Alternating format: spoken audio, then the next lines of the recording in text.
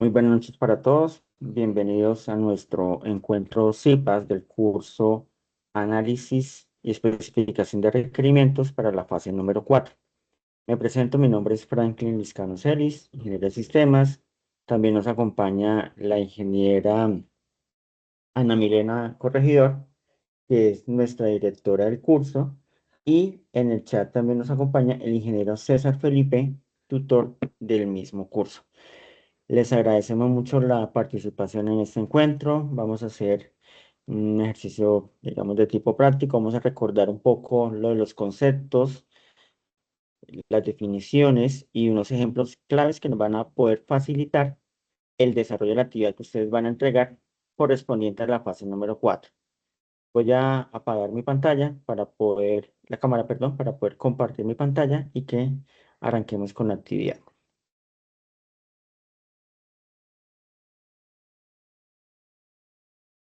Listo. En este orden de ideas, bueno. El CIPA de hoy corresponde al CIPA de la fase número 4, entonces, que es el componente práctico, haciendo alusión a las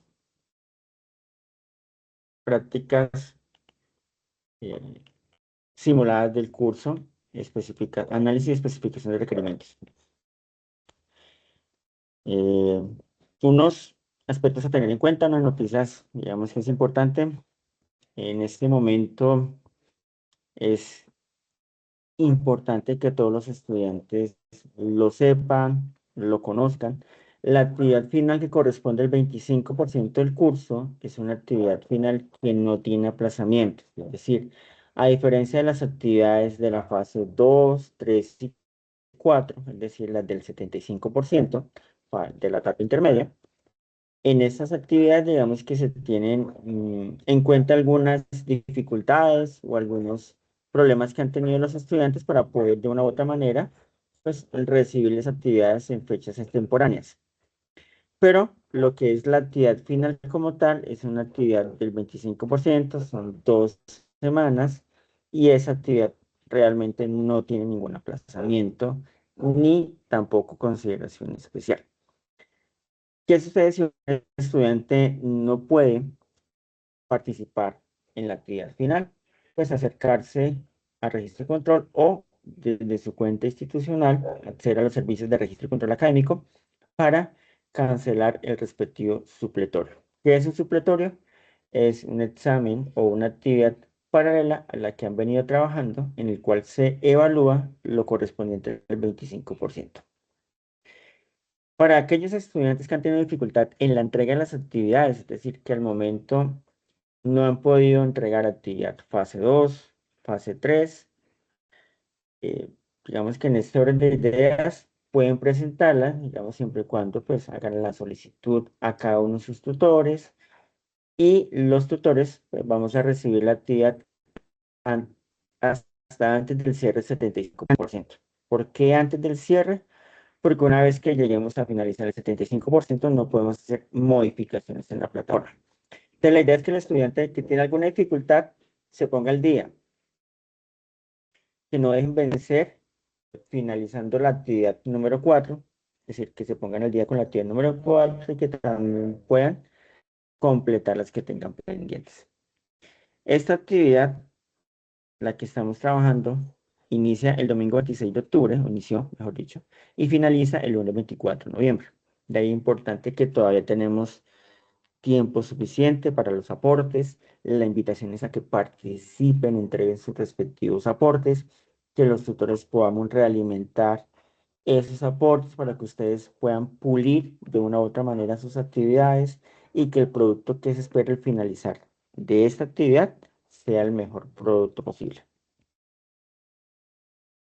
Vamos a hacer una explicación muy breve, digamos que sobre qué son requerimientos funcionales, qué son requerimientos no funcionales y algunos ejemplos para que lo podamos comprender un poco más, y a su vez unos requerimientos, digamos que ya propiamente ligados al estudio de caso que estamos trabajando. ¿Qué son los requerimientos funcionales? Sencillamente son declaraciones de los servicios. Cuando hablamos de servicios, son aquellas acciones que va a realizar el software, es decir, que va a proveer el sistema y la manera en cómo reacciona a entradas particulares. Y ahora vamos a mirar a qué se refieren esas entradas particulares. Los requerimientos funcionales también, a su vez, declaran qué es lo que el sistema no debe hacer. Es decir, algo muy importante en la identificación tanto de requerimientos funcionales como no funcionales es establecer el alcance y los límites que tiene el software. Más allá de construir un software, lo que tenemos que hacer es prever y decir, venga, hasta acá podemos llegar y hasta acá es lo que vamos a hacer. En ese orden de ideas, no podemos de pronto extralimitarnos con lo que el software va a poder hacer cuando realmente no es su función, o sencillamente esperar que el software haga algo cuando no lo va a hacer. Entonces ahí tenemos que decir qué podría hacer y qué no puede hacer. Dicho de otra manera, y tomando en cuenta la información que está publicada en el archivo Excel, porque ese archivo Excel lo que busca es que ustedes tengan una guía. ¿Ok? Tenemos unas herramientas que están disponibles, pero también entendemos que las herramientas no siempre podemos trabajar porque hay algunos estudiantes que se encuentran lejos, que sus equipos quizás no responden como uno espera, sus computadores. Entonces, la red de cursos también ha facilitado un material que le permita al estudiante pues, hacer un poco más preciso el ejercicio a través de esta plantilla. Y lo que buscamos es que ustedes puedan hacer el ejercicio de la mejor manera, que tengan el mejor producto posible y que no tengan ningún inconveniente al momento de realizar. ¿Me colaboran, por favor, con los micrófonos? Muchas gracias. Frente al requerimiento funcional, ¿qué hacemos? Describimos una acción o comportamiento específico. Cuando hablamos de acción, sencillamente es una función o cómo de comportarse el software para cumplir con las necesidades del usuario o los objetivos del negocio. Venimos trabajando desde una identificación de unos objetivos, de establecer un plan de trabajo y establecer unas necesidades para dar un cumplimiento a ese software. Entonces, a partir de ese análisis que ya hemos venido trabajando en las fases anteriores, debemos respondiendo la pregunta, ¿qué hace el sistema? A partir de ahí, de lo que entramos acá, de lo que construyamos en estos requerimientos funcionales y no funcionales, es que diseñamos otra serie de gráficos o elementos importantes. Tenemos el diagrama de casos de uso, pero también tenemos un diagrama de clases, un modelo de interrelación y un diagrama de actividades. Esos, aunque no están en el curso en este momento, son elementos básicos para la construcción de un software.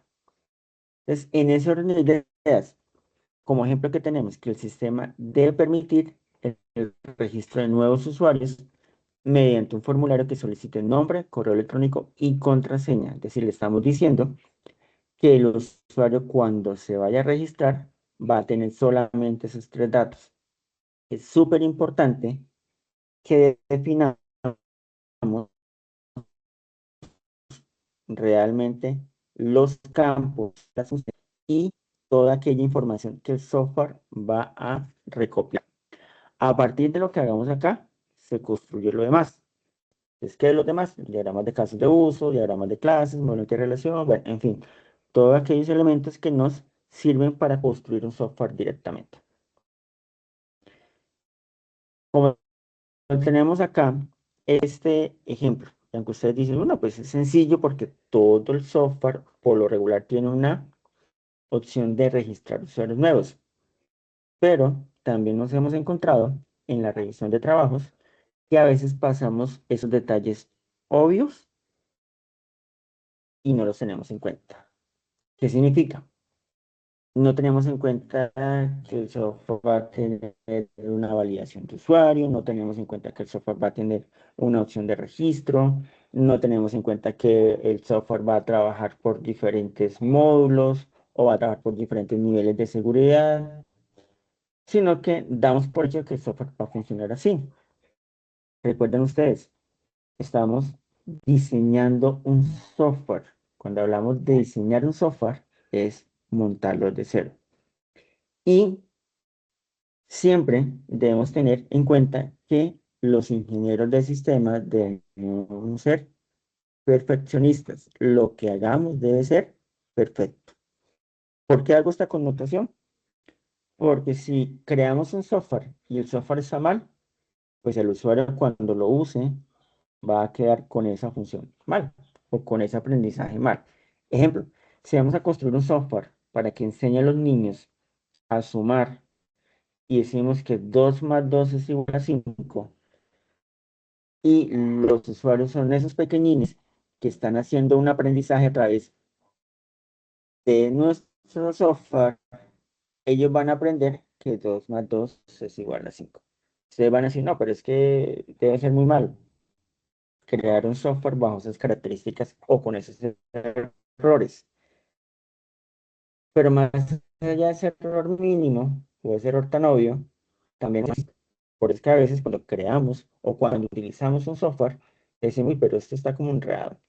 Las plataformas que se utilizan para migrar información, para consulta, plataformas de calificaciones en instituciones educativas y demás, cuando ponen a funcionar ese software, los usuarios que realmente son los que pueden valorar el funcionamiento, lo primero que se dice, bueno, ¿y esto cómo funciona? ¿Cómo trabaja? ¿Por qué no está implementado? Porque quizás el analista y el diseñador obviaron cosas y asumieron que el usuario era muy piloso y podía solito entrar a esa función sin enseñarle cómo hacerla.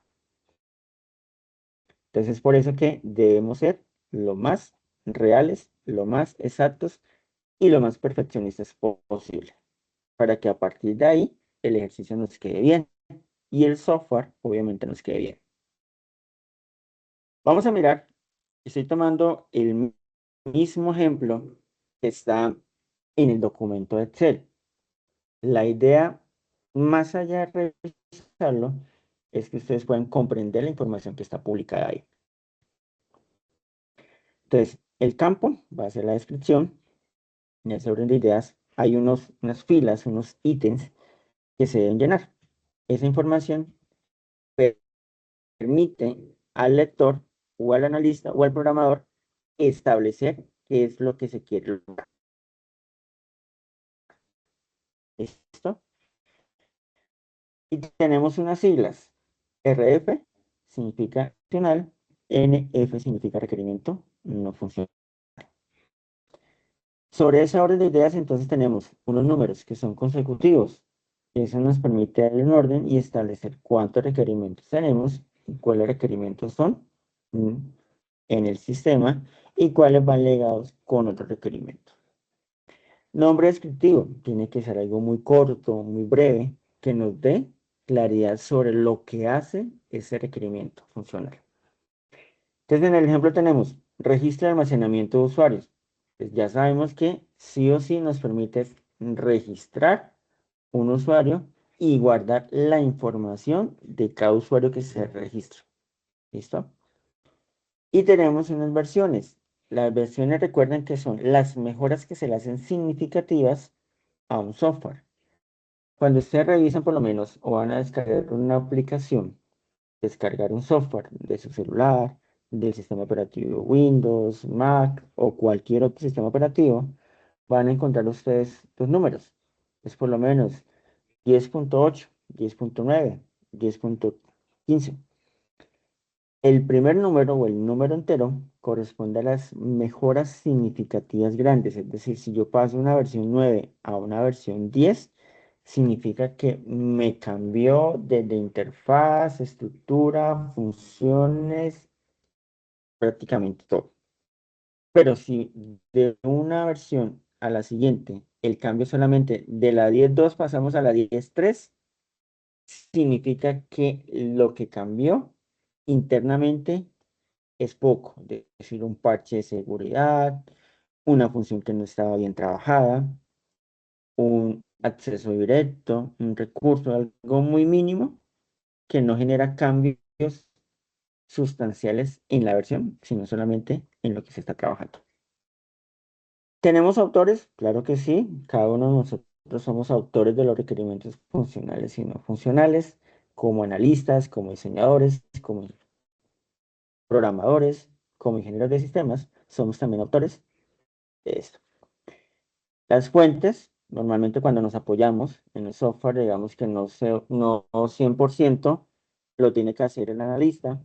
Ustedes se dieron cuenta, se dieron cuenta, perdón, con la actividad desde la fase número 2 que requerimos el apoyo de otros actores para que nos dieran o nos contextualizaran cómo debe funcionar el software. También hicimos o se construyeron unos objetivos para el trabajo. Más allá del objetivo del trabajo como para cumplir, son objetivos o son metas que tenemos que alcanzar frente a ese software. Entonces tenemos el objetivo número 1, gestionar la información de los usuarios. Y hacia ese objetivo pueden ir uno, dos o más requerimientos funcionales. Tengan en cuenta que no solamente va un requerimiento funcional ligado con un objetivo. Pueden haber objetivos comunes que se trabajen entre objetivo 1, objetivo 2, o lo contrario, que sobre un solo objetivo se tengan diferentes requerimientos funcionales. Y hay un requerimiento funcional asociado, es decir, que va ligado directamente con ese requerimiento funcional. ¿De qué nos sirve tener un registro en almacenamiento de información de los usuarios si no validamos esa información? Un ejemplo, imagínense que ustedes al momento de la matrícula, el sistema no valide directamente el correo electrónico, es decir, que esté mal escrito, o no valide unos datos específicos, por lo menos como el número de cédula, o lo peor aún, que no haga una validación de usuario, ¿sí? Es decir, imagínense que cualquier persona puede ingresar a esa base de datos a modificar o a sustraer la información que está guardada.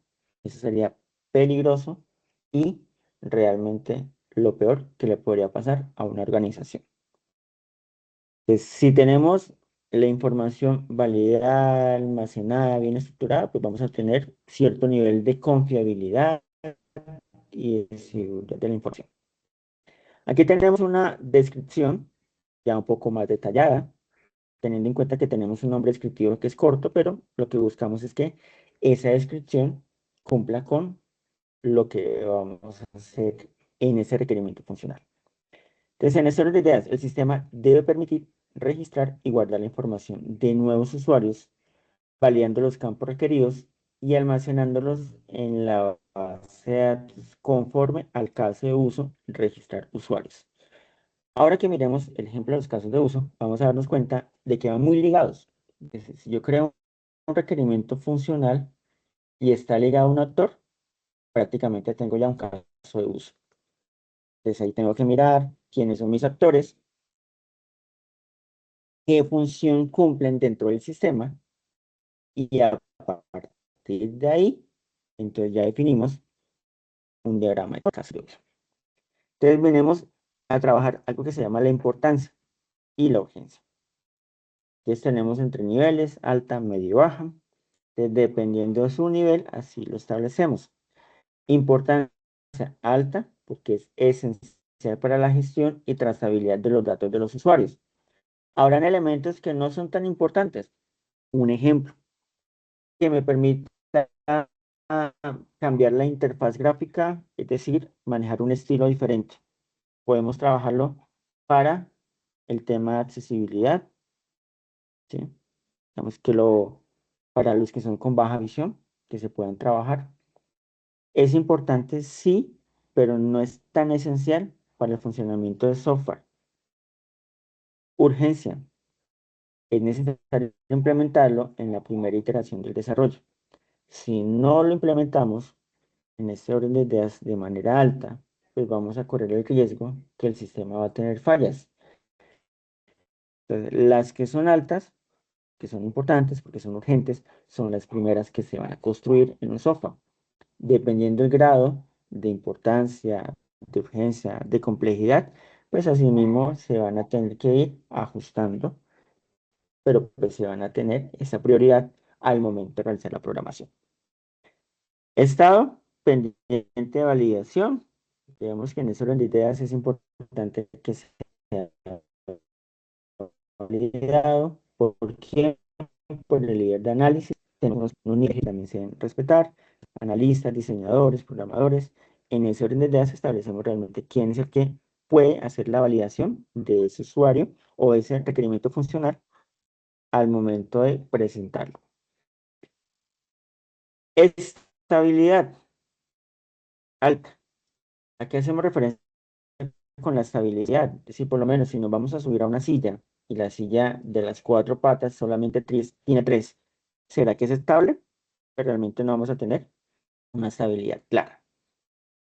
Entonces, en ese orden de ideas, aunque la comparación no es como tan viable, pero tenemos en ese orden de ideas que el requerimiento no se espera que cambie en futuras versiones. Es decir, cuando creamos un requerimiento bien armado, es bien estable, es decir, que no genera errores con el término de la silla, que no nos vamos a caer, pues vamos a tener en ese caso una función segura y que a su vez muy probablemente no va a tener ajustes. Lo que funciona, hay que dejarlo quieto. Que si está funcionando, si nos hace todo el trabajo, pues dejémoslo y cumpla su función específica. Y algunos comentarios. Este requerimiento debe probarse junto con el requerimiento funcional 6, que es la validación de información para asegurar la integridad de los datos ingresados. ¿Qué significa eso? Que están trabajando a la par. No puedo almacenar unos datos si no me ha validado la información. ¿Sí? Entonces, en ese orden de ideas, tengo que construir una validación de información sólida para que el momento de ingresar los datos o gestionar esa información no tenga ningún inconveniente. ¿Preguntas hasta acá?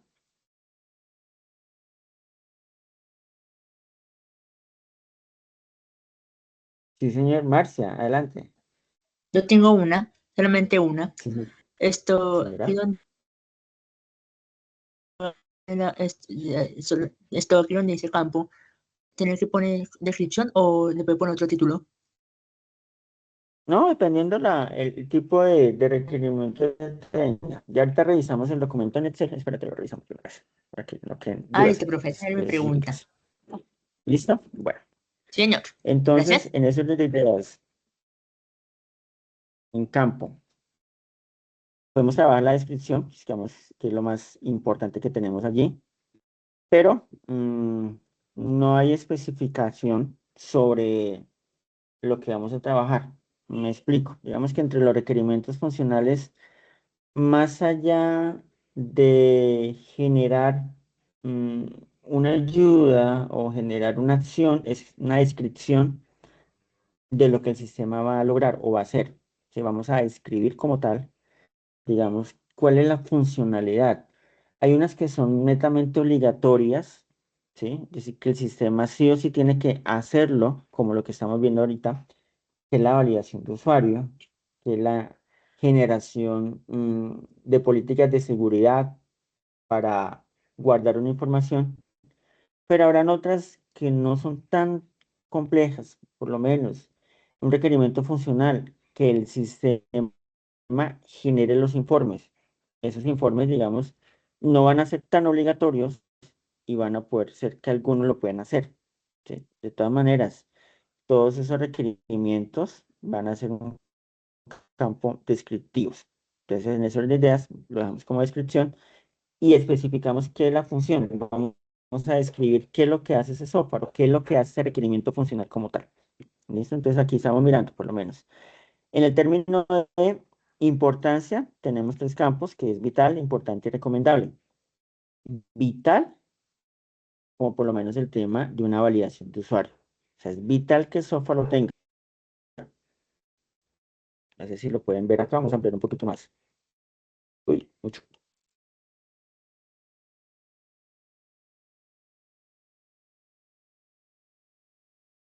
Importante que se haga el almacenamiento de los datos. Recomendable que el software tenga informes. No sé si me voy a entender. Es los tres niveles. Vital, sí o sí necesita tenerlo, sin eso no debe funcionar. Importante, que el software deba tenerlo. Y recomendable, es que esa función esté disponible o ese requerimiento funcional esté disponible para los usuarios. Urgencia, inmediata, hay presión y puede esperar. Lo mismo. Entonces, ¿qué necesitamos construir de forma inmediata? La validación de usuarios. ¿Que hay presión? Sí, que una vez se valide el ingreso del usuario, se generen los campos para que se alimente la información y pueden esperar los informes que se realizan al final. Estado en construcción, pendiente de negociación, pendiente de validación y validado. Entonces, pendiente de validación cuando pasa por otro filtro para que lo puedan aprobar. Pendiente de negociaciones si estamos sujetos para que el software o ese requerimiento funcional sea analizado. En construcción, cuando ya realmente ha pasado su proceso del análisis, entonces estamos construyendo para ver si quien nos lo va a revisar puede que tenga o no tenga en ese orden de ideas aceptación, y validado cuando ya ha pasado el filtro como tal. Y la estabilidad es lo que hemos comentado, alta, media, baja. Angie, adelante.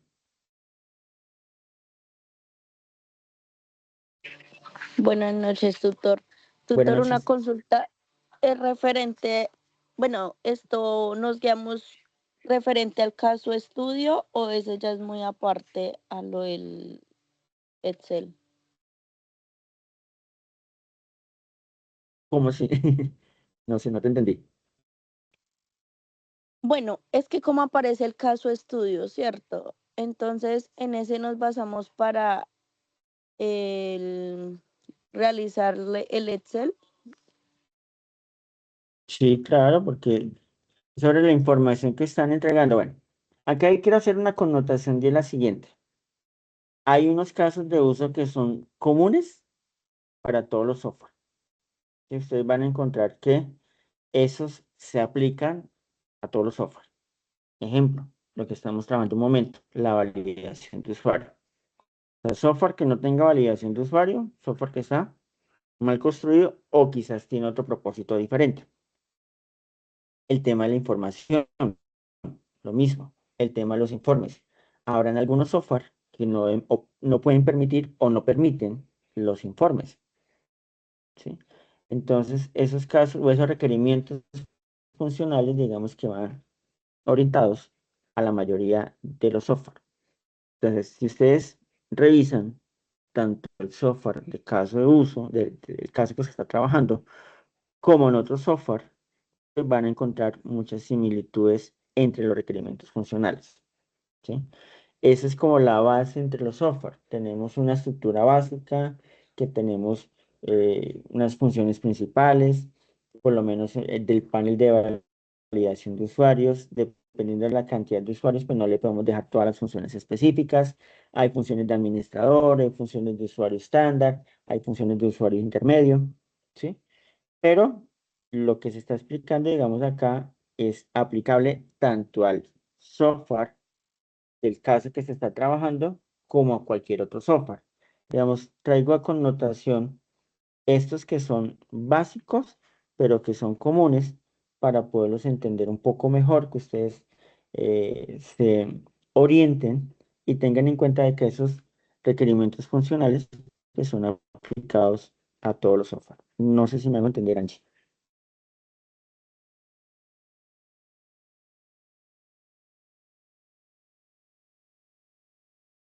Angie,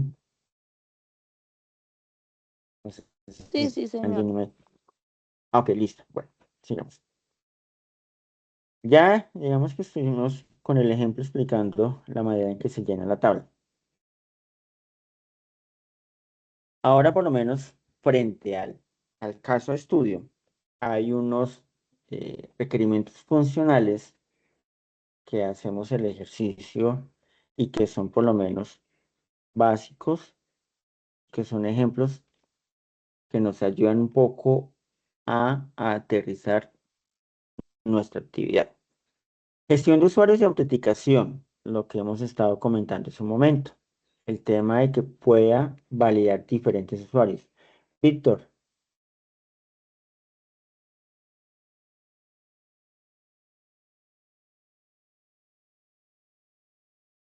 Víctor, adelante.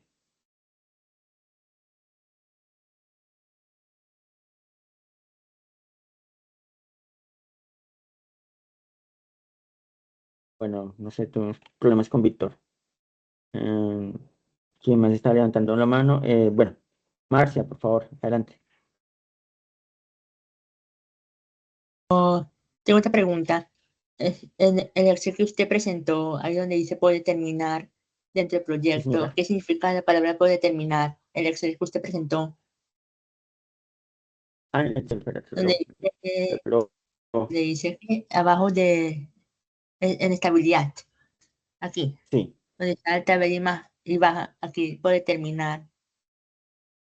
Listo, bueno, digamos que por determinar aplica cuando uno no sabe si está media o baja o alta. Ejemplo, estamos construyendo un requerimiento funcional sobre unos informes, pero necesitamos que ese requerimiento funcional, ¿sí?, no lo vale, es decir, no leen la validación. Entonces, en ese momento estamos en construcción, porque estamos diciendo que ese requerimiento no lo tenemos claro, estamos en ese proceso de recolección de información y afinando algunos puntos para que el informe salga como el usuario lo requiere.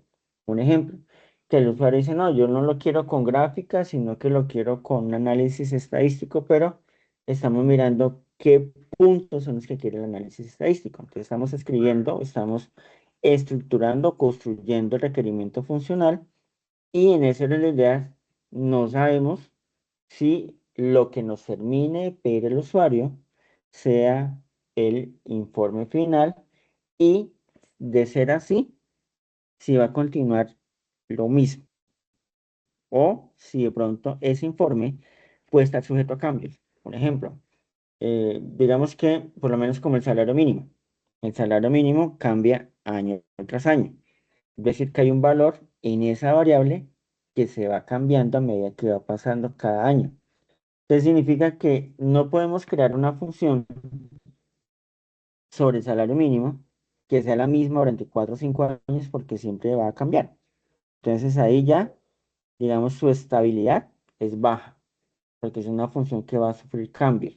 O sea, no me va a dar una garantía de que la de este año para el otro año me sirva. Entonces, mientras hacemos el proceso de construcción, pues también tenemos que definir o está por determinar qué tan estable es lo que vamos a construir. Es por esa razón que se coloca el campo por determinar. ¿Listo?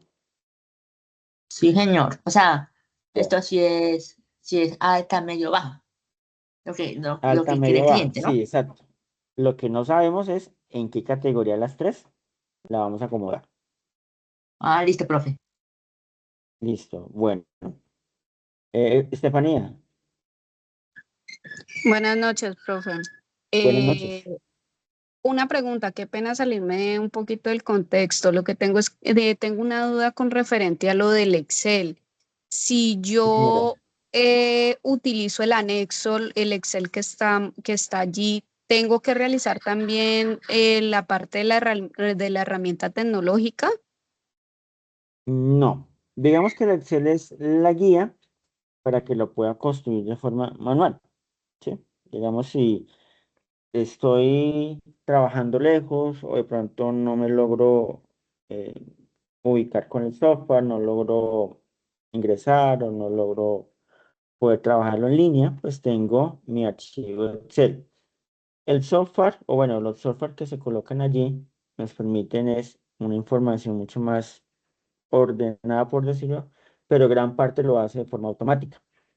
Acá el Excel es manual, pero esta guía, digamos que permite al estudiante que se oriente en la construcción de cada uno de los ítems, es decir, que sepa cómo se construye un requerimiento funcional, que sepa cómo se construye un requerimiento no funcional y lo mismo sobre los casos de uso, ¿sí?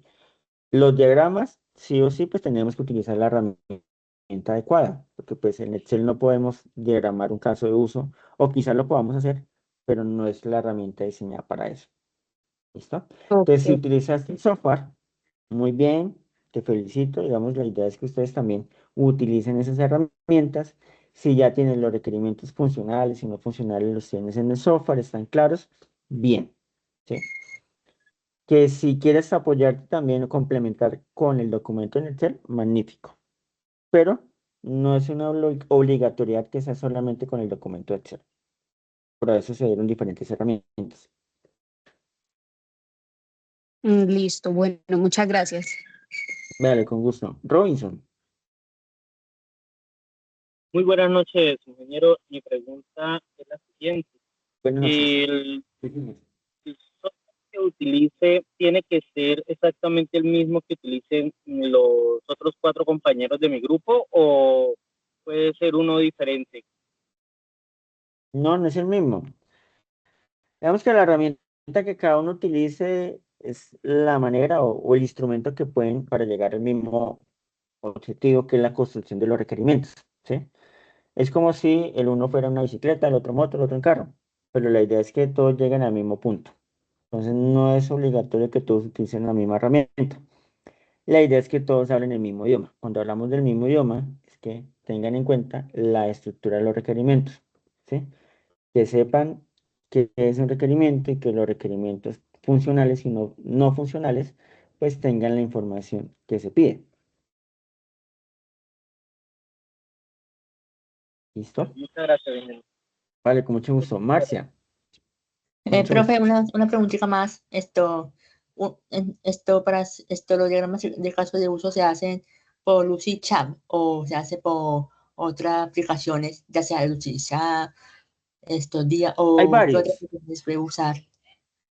Digamos, lo que pasa es que ahorita la mayoría están con el tema de licencias, entonces dice que gratis, pero no le deja sino hacer dos cositas y el resto paga premium. Pero pues está Star UML, Lucidchart, sí, hay varias herramientas, digamos, no se está limitando a una sola. La idea es que ustedes también hagan ese ejercicio de explorar herramientas, como también habrán otras herramientas que no están dentro del ejercicio, digamos, puede ser que no estén dentro de la guía, sino que ustedes hacen el ejercicio, exploran, identifican y les genera un buen resultado. Entonces, también es autonomía del estudiante utilizar una buena herramienta. ¿Listo? Como harán Profe, algunos que tendrán la una preguntita opción. más. Sí, claro. Entonces uno puede hacer los diagramas de caso de uso, ya sea por Lucidchart también sirve o no sirve también para hacerlo en caso de uso. Sí, sí, vuelvo y te digo, la idea es que la herramienta que se utilice pues me genere el diagrama. Sí, ahora cuando pasemos al diagrama de casos, pues miramos más o menos la simbología y cómo se estructura. A la larga, digamos, uno podría hacer ese mismo ejercicio con otra herramienta, por lo menos Canva, inserta los gráficos y empieza. ¿Que no es la herramienta adecuada? Obviamente no, no es una herramienta diseñada para eso, pero si el estudiante puede utilizar esa herramienta para generar un gráfico que cumpla con las condiciones, magnífico, ¿listo? Pero Sí, debemos de profe. acostumbrarnos que cada herramienta tiene una función específica. Entonces, busquemos la herramienta adecuada para hacer ese ejercicio. Hay varias, sí. No solamente las que estén en la guía, habrán otras, claro que sí. Obviamente queda a la exploración del estudiante para que escoja la herramienta más apropiada. Listo, profe. Listo, bueno, sigan muchachos. Ahora vamos a trabajar el tema, bueno, de algunos ejemplos que se deben tener en cuenta o que se pueden tener en cuenta para el caso que estamos trabajando. De la validación de usuarios, ya tenemos ahí que eso es algo obligatorio y es importante para todos los software que se construyan, porque es un pilar importante en su estructura. Entonces, tenemos en esa idea que el sistema de permitir el registro e inicio de sesión diferenciados para clientes y organizaciones BPO mediante credenciales únicas. ¿Sí? Entonces, ya ahí estamos trabajando un requerimiento funcional. El sistema, en este caso, debe validar credenciales, un usuario, una contraseña. Ustedes también deben parametrizar que las credenciales tengan unos caracteres especiales, una longitud. Bueno, eso ya queda a decisión del el analista y el programador. Otro ejemplo de requerimiento funcional, tenemos que carga y envío documentos digitales. Es decir, que en ese software podemos subir, descargar y enviar documentos en diferentes formatos. formatos portables como PDF o formatos como la suite de oficina, de Word o Excel. Que esos formatos que se puedan descargar y subir o enviar de forma segura entre el cliente y la organización BPO, es decir, que tengan como tal un nivel de seguridad para que esa información no caiga en manos de terceros. Entonces, ese también es un ejemplo, un requerimiento funcional, cómo subimos, descargamos o enviamos ese tipo de documentos. Comunicación entre cliente y BPO. Entonces, esa comunicación, ¿cómo la vamos a realizar? A través de un módulo o mensajería o chat que permita esa interacción directa, esa comunicación entre las partes sin necesidad de reuniones presenciales. Que digamos que ya es una funcionalidad del software, es decir, sí o sí, obligatoriamente debe tener un módulo de mensajería o chat interno. ¿Listo? Gestión de proyectos y acuerdos. El cliente debe poder buscar y seleccionar una organización BPO para iniciar un proyecto, generar un acuerdo digital y hacer seguimiento del mismo. Es decir, ya le estamos diciendo que el software debe tener esa funcionalidad para que el cliente pueda buscar y seleccionar. Es decir, que tenemos un buscador personalizado, una información y que el cliente a partir de unos filtros pueda seleccionar, generar un acuerdo y hacer seguimiento de ese proyecto. Es decir, que ya le estamos especificando el software qué es lo que queremos que tenga. Y un quinto ejemplo, el control de versiones y validación de calidad. La organización BPO podrá resultados o servicios entregables, los cuales el cliente podrá revisar y aprobar o solicitar ajustes, dejando registro histórico de versiones. Le estamos diciendo que el software va a tener una función que se encarga de las versiones, es decir, diferentes resultados, diferentes servicios, donde lo mismo, el usuario, el cliente puede revisar, puede aprobar, puede hacer modificaciones, pero que me quede una trazabilidad de lo que se está dejando. Es decir, si cada vez que me generan una nueva versión, un nuevo documento, un nuevo informe, pues va a haber una trazabilidad de esas versiones. Eso permite también seguridad y transparencia en el proceso, tanto para la empresa como para el cliente. Entonces le estamos diciendo en el requerimiento funcional, vamos a implementar ese control de versiones.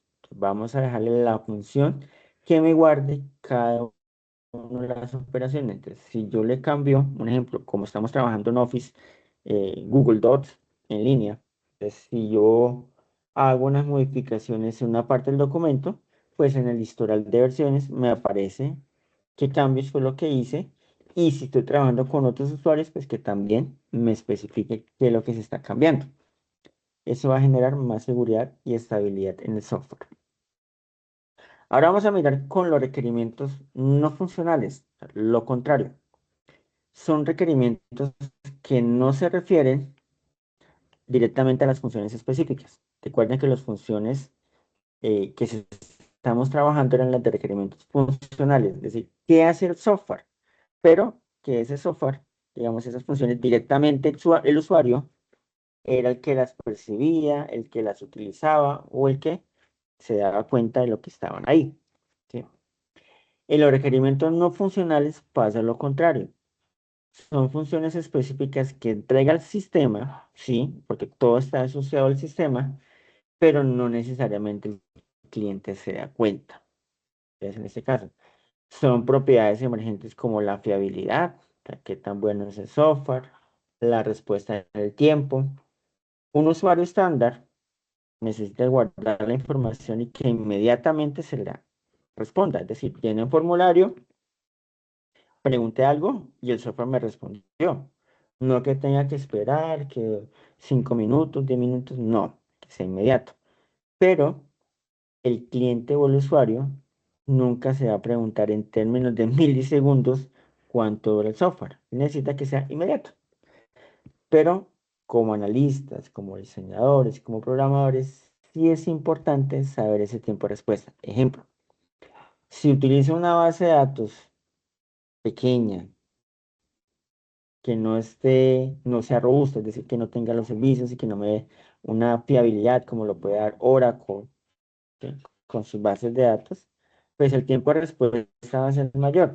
Ahora, si utilizamos por lo menos un MySQL en un servidor, ¿cuánto es el tiempo que dura en enviar la información al servidor, a donde está la base de datos, hacer el ejercicio, procesarlo y retornar un resultado?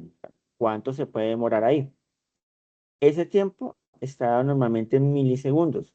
Aunque el usuario no lo pregunta, sí se da cuenta si esto se demora o no se demora. Capacidad de almacenamiento. Es lo mismo. ¿Qué pasa si solamente el software me permite 1000 registros y se llenó?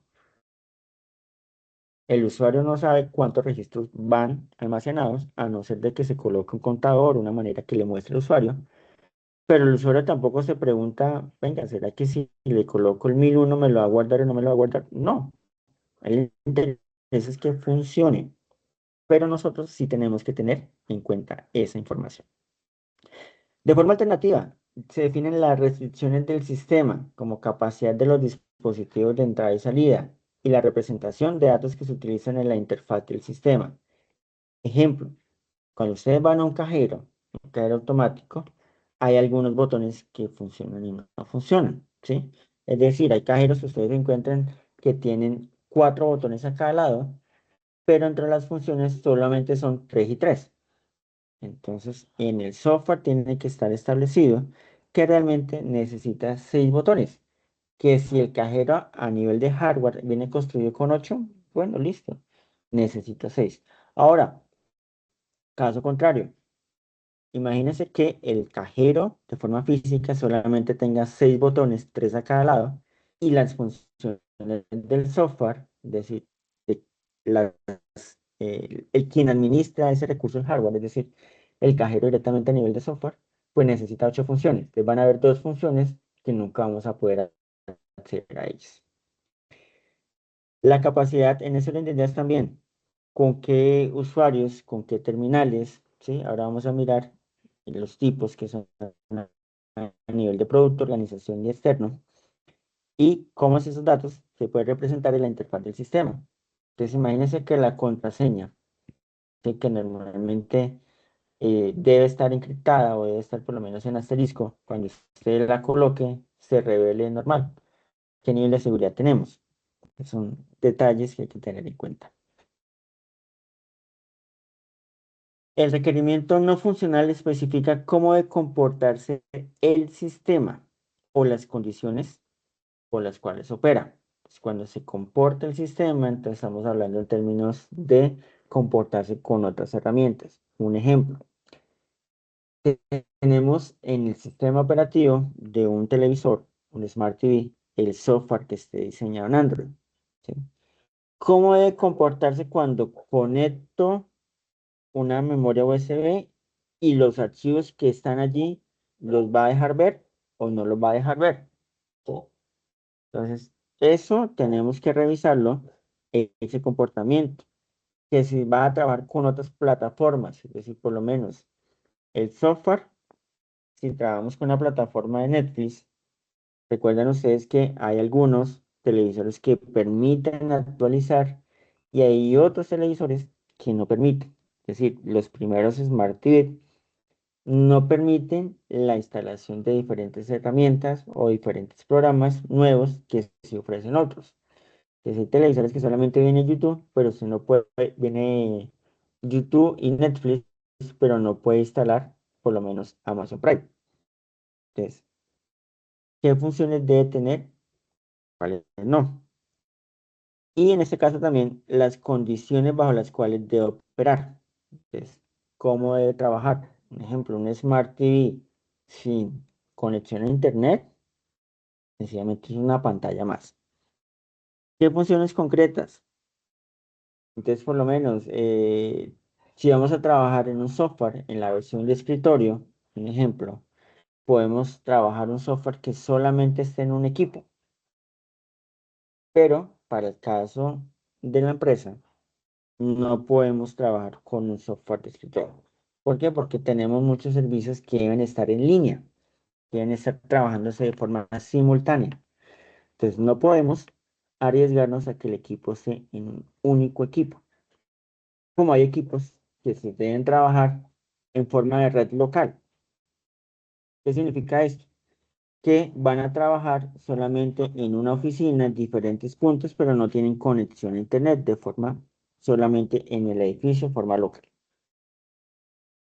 Entonces aquí tenemos que definir atributos de calidad como el rendimiento. Entonces el rendimiento es cuántos datos puedo procesar, cuántos usuarios puedo tener al tiempo, ¿sí? Nivel de seguridad. Entonces por lo menos si tengo establecido protocolos para que me codificación, para establecer un nivel de seguridad que no ingresen personas ajenas, que solamente usuarios, que por lo menos una segunda autenticación, ¿sí? Por lo menos en los correos institucionales, que le llega un código al email si voy a ingresar a ese correo, o le llega un mensaje de texto o una llamada. El término de usabilidad, que tantas personas en este caso pueden usarlo, si pueden usarlo personas con diferentes niveles de discapacidad visual, auditiva, qué tan fácil es su uso, ¿sí?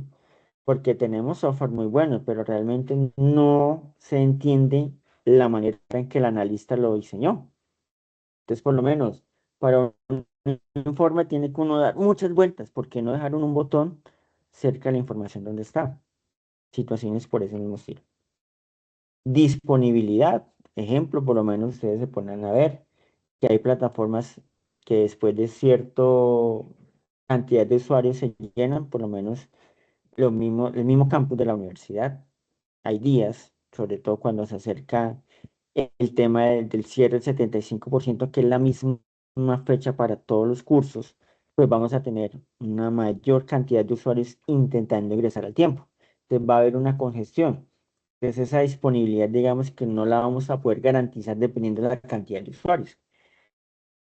En concursos, por lo menos el concurso docente, los concursos que hace la Comisión Nacional de Servicio Civil, cuando hay esos procesos de apertura, ustedes se dan cuenta o escuchan en las noticias que no, que se cayó la plataforma, o por lo menos en las entidades, en las CPS, no, que se cayó el sistema, que me toca esperar que se reinicie, entonces se atrasa la atención de pacientes, de usuarios, y eso se debe porque el software ya pierde disponibilidad, porque los requerimientos con los cuales fueron diseñados, entonces la estructura ya del software es una sola, no está hecha por módulos, entonces resulta que si se bloqueó uno, pero resulta que es el módulo completo, entonces se bloqueó el software, ¿sí? Y la escalabilidad es cómo podemos ir mejorando ese software. Hay algo que, aunque no es allí, que es la interoperabilidad, es la manera en que puedo trabajar con otras plataformas. Ejemplo, que pueda la empresa generar un archivo plano, y una vez lo pueda pasar al software de contabilidad. Entonces, en mi oficina tengo ese software, lo descargo el archivo que exporto y lo puedo traer con otra plataforma y me lo va a recibir. Entonces, a eso estamos hablando. Por lo menos los informes que se manejan en campo virtual, lo puedo trabajar con Excel o lo puedo trabajar con otra herramienta, hoja de cálculo. Entonces, se puede trabajar con diferentes plataformas. En este orden de ideas, digamos, por lo menos estamos hablando en términos de cantidad de usuarios. El sistema debe permitir el acceso simultáneo de al menos 500 usuarios sin degradar el rendimiento. Cuando hacemos eso, debemos tener en cuenta que la plataforma o el servidor que estemos trabajando, pues tenga cierta cantidad. Ustedes van a decir, bueno, ¿y cómo sabemos cuántos usuarios va a hacer, si tenemos que hacer la prueba o no? Normalmente cuando se alquila, se compra, o en ese orden de ideas, ustedes van a consultar las especificaciones técnicas de un software, de un servidor, pues ahí también dice más o menos cuánto es el tráfico que puede recibir. No es lo mismo tener una vía, por lo menos si vamos de trabajar de Ibagué a Bogotá, ya ahora la vía prácticamente tiene 3 carriles, bajando y 3 subiendo. Ya es mucho el tráfico que se favorece, que se reduce, porque no tenemos 1 o 2 carriles como antes, sino que ya hay 3. Entonces, dependiendo del software, pues van a tener mayor cantidad de carriles, lo que va a permitir que los usuarios envíen y descarguen información en el menor tiempo posible, y que van a tener diferentes vías de acceso. cuando se trabajan con servidores hitos, servidores que no tienen esa misma función, pues vamos a encontrar que se van a ver congestiones.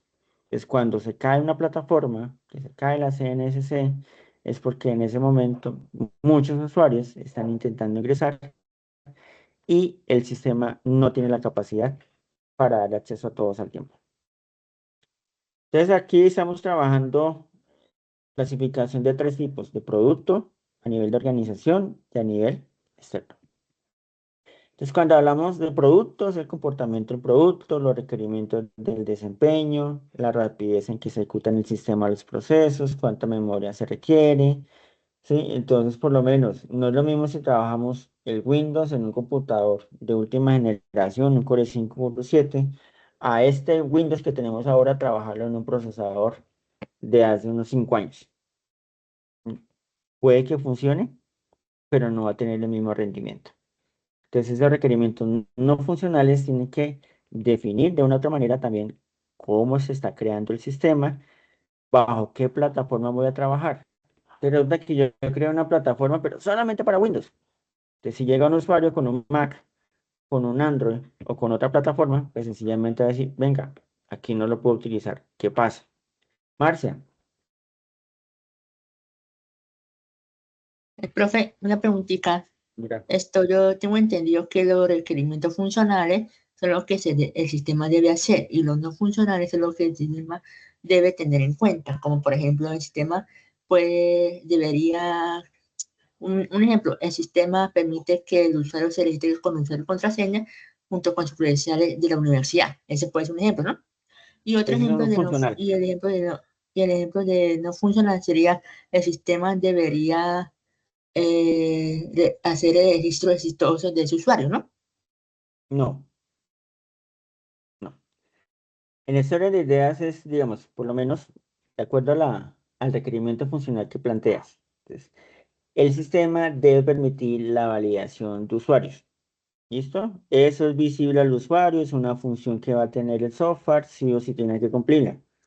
Pero ya el requerimiento no funcional es, el software tiene la capacidad de registrar 1000 usuarios al tiempo. Que tenga la capacidad de hacerlo internamente, pero no es una función. Es decir, si ya vamos a trabajar con 1001 usuarios, puede que el sistema ya no trabaje igual. O sea, no es una función, pero sí estamos estableciendo su especificación. Es decir, como que, ¿qué es lo que podría hacer o a qué puede someterse el software? ¿Sí? Entonces, volviendo al tema de los computadores. Pues cada computador cuando compramos tiene unas especificaciones, ¿sí? Que muy pocas veces el usuario se da cuenta. El usuario que va y pregunta, venga, tiene Word, tiene Excel, PowerPoint, puedo entrar a Internet y puedo instalar juegos.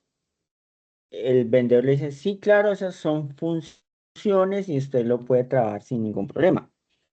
Pero el usuario estándar o normal, él no se pone a mirar realmente, sino lo bonito. Ah, el computador me gustó. No, esto valen, pues esos números son casi iguales, pero pues este es más barato que el otro y está más bonito. O por lo menos como está ahora. No, es que este tiene inteligencia artificial y el otro no tiene inteligencia artificial. ¿Sí? Ah, sí, el software tiene la función de inteligencia artificial, pero no se dan cuenta de su especificación interna. Entonces, cuando hablamos de los requerimientos no funcionales, es su especificación interna. No sé si me hago entender, Marcia. Sí, señor, sí lo entendí, sí. Listo. Entonces, hablamos, en este caso, la rapidez con que se ejecutan los programas. El sistema, digamos que si lo trabajo una base de datos en un computador de hace 10 años, pues no se va a demorar lo que se demora con un computador actual. Es decir, me va a demorar 5, 10, 15 segundos o más tiempo de lo que se demoraría con un software o con un procesador actual. Entonces, esos requerimientos no funcionales nos le permiten al programador tener una idea de más o menos de la estructura de equipo, porque ustedes van a programar, bueno, digamos que al finalizar se entrega el software, pero si usted no le dice, venga, ese software funciona en este equipo, quizás lo instalen en uno que no sea. Entonces, por lo menos en los vehículos, cada vehículo tiene su motor, su caja de cambios, sus especificaciones, ¿sí? Los caballos de potencia, bueno, en fin, sensores, ayuda. Pero la gran mayoría de personas solamente se fija en lo estético. Si es automático o no. Que me arranque, que me pare, que me frene, que tenga aire acondicionado, que sea suavecita la dirección y pare de contar. Que si tiene ABS, que si no, que si tiene estabilizador. Muy pocos preguntan eso. Ahora, imagínense que consigamos un carro bonito, un chasis, que sea lindo, pero resulta que se nos dañó el motor. Entonces, bueno, entonces cambiémoslo por otro motor y entonces pongámosle cualquier motor. Obviamente no nos va a servir. Entonces aquí pasa algo similar. Construimos el software, tanto para el cliente como para los usuarios. Ellos van a decir, sí, el software muy bonito, funciona, pero resulta que se me dañó el equipo principal. Lo voy a poner a otro equipo. Si el equipo no tiene las especificaciones de lo que queremos, ¿me va a funcionar? Si es mejor que el equipo anterior, sí. Pero si no es mejor, sino que es un equipo que está por allá atrás, abandonado, que es el plan B, puede que el software no funcione. Entonces, esos son los requerimientos que necesitamos especificar. Entonces, por lo menos, no es lo mismo que una persona, digamos, con un cuchillo afilado me corte 20 cebollas en 5 minutos. Te resulta que yo le cambio el cuchillo, le coloco uno que casi no corta. ¿Será que en el mismo tiempo me va a cortar la misma cantidad de cebollas? No, porque le estoy cambiando el cuchillo por otro que no funcione.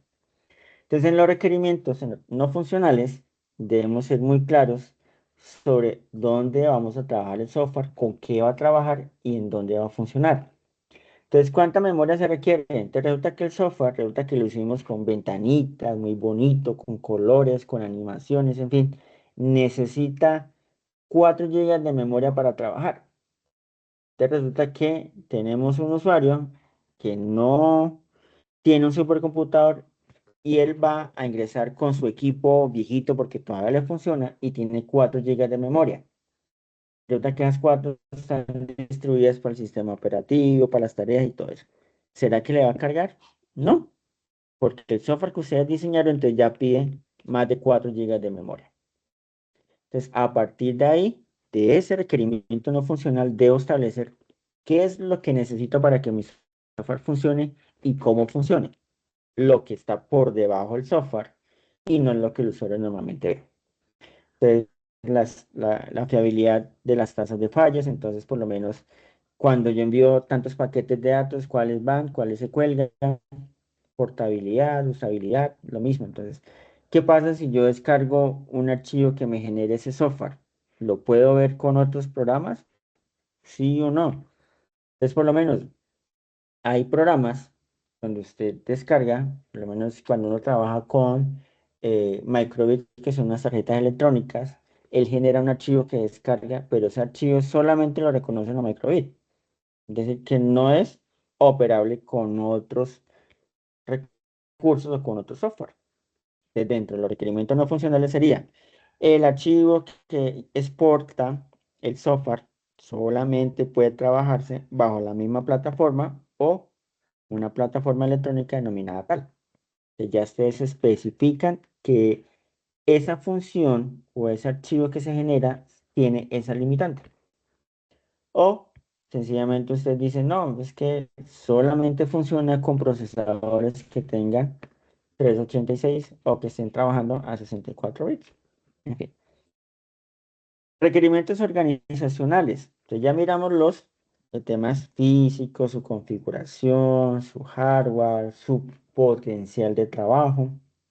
Y aquí necesitamos mirar es el tema de los requerimientos organizacionales, que ya son las políticas, qué procedimientos tenemos en la organización del cliente, cómo se deben utilizar, qué requerimientos de implementación, los lenguajes de programación. Entonces, por lo menos, ustedes están trabajando un software que solamente está desarrollado en Python.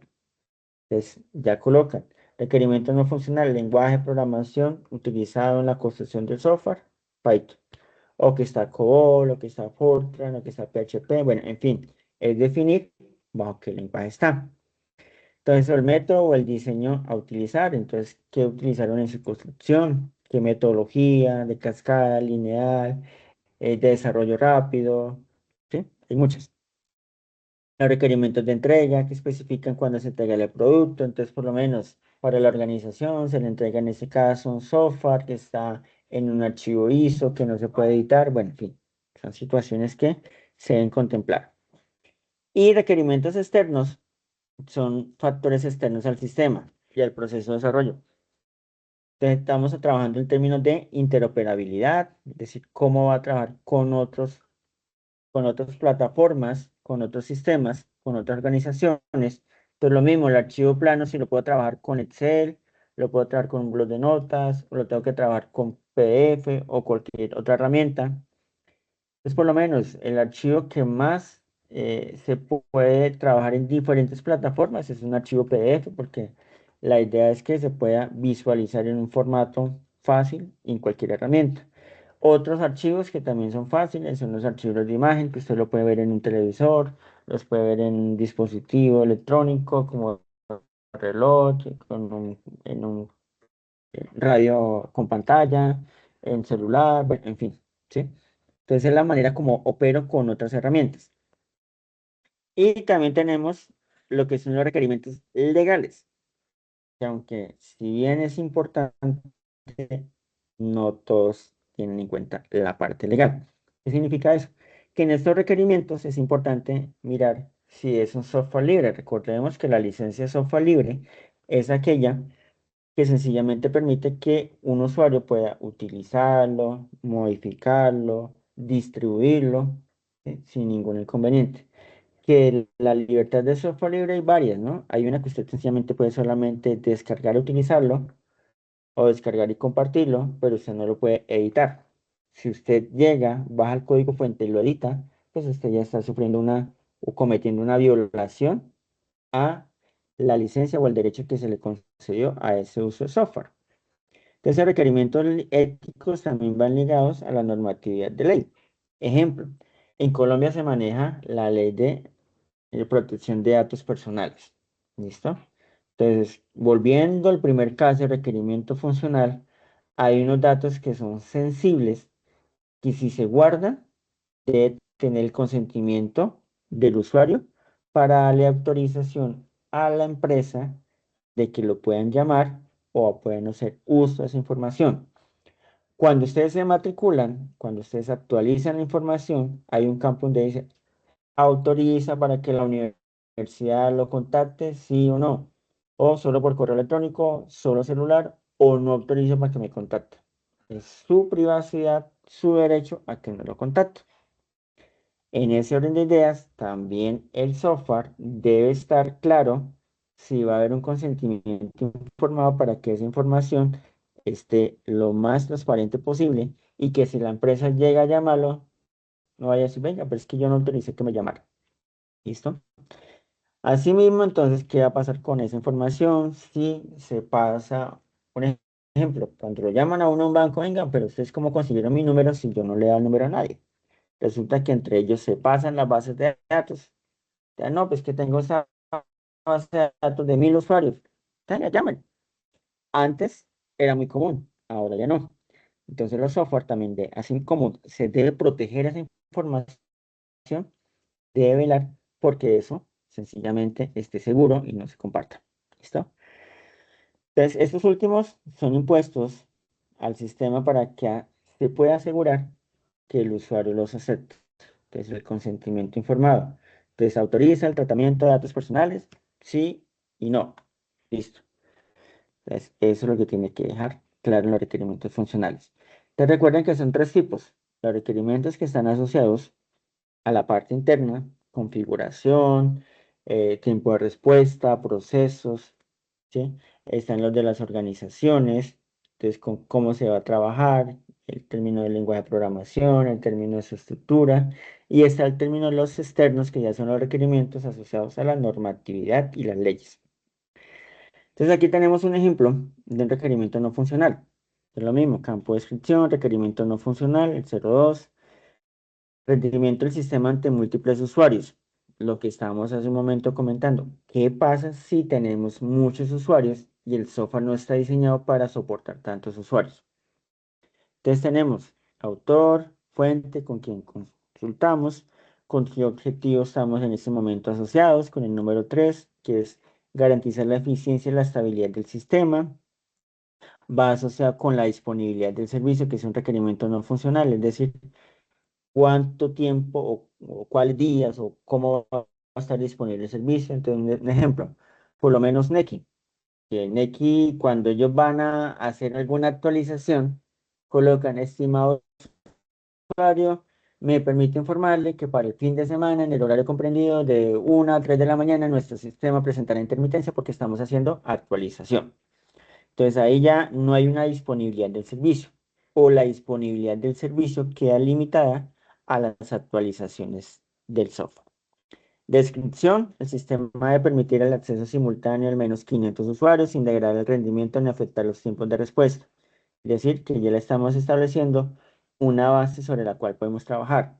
Entonces, un ejemplo, si el software no me va a soportar más de 1000 usuarios y hacemos una convocatoria para que se inscriban en todo el país y que vamos a dar cuántos usuarios creen que se van a conectar. Vamos a tener miles. Y muy posiblemente va a haber una negación de servicio. Cuando hablamos de negación del servicio, es que el software o el servidor lo tumbamos. Entonces, cuando la noticia sale, no, es que tumbaron el servidor, es porque hay una negación del servicio. ¿Qué significa? Que más de 1000 usuarios están intentando entrar por una misma puerta. Que si tuviéramos nuestra puerta de la sala, de la casa, que podemos entrar y salir, cuando entra una persona, vaya y venga.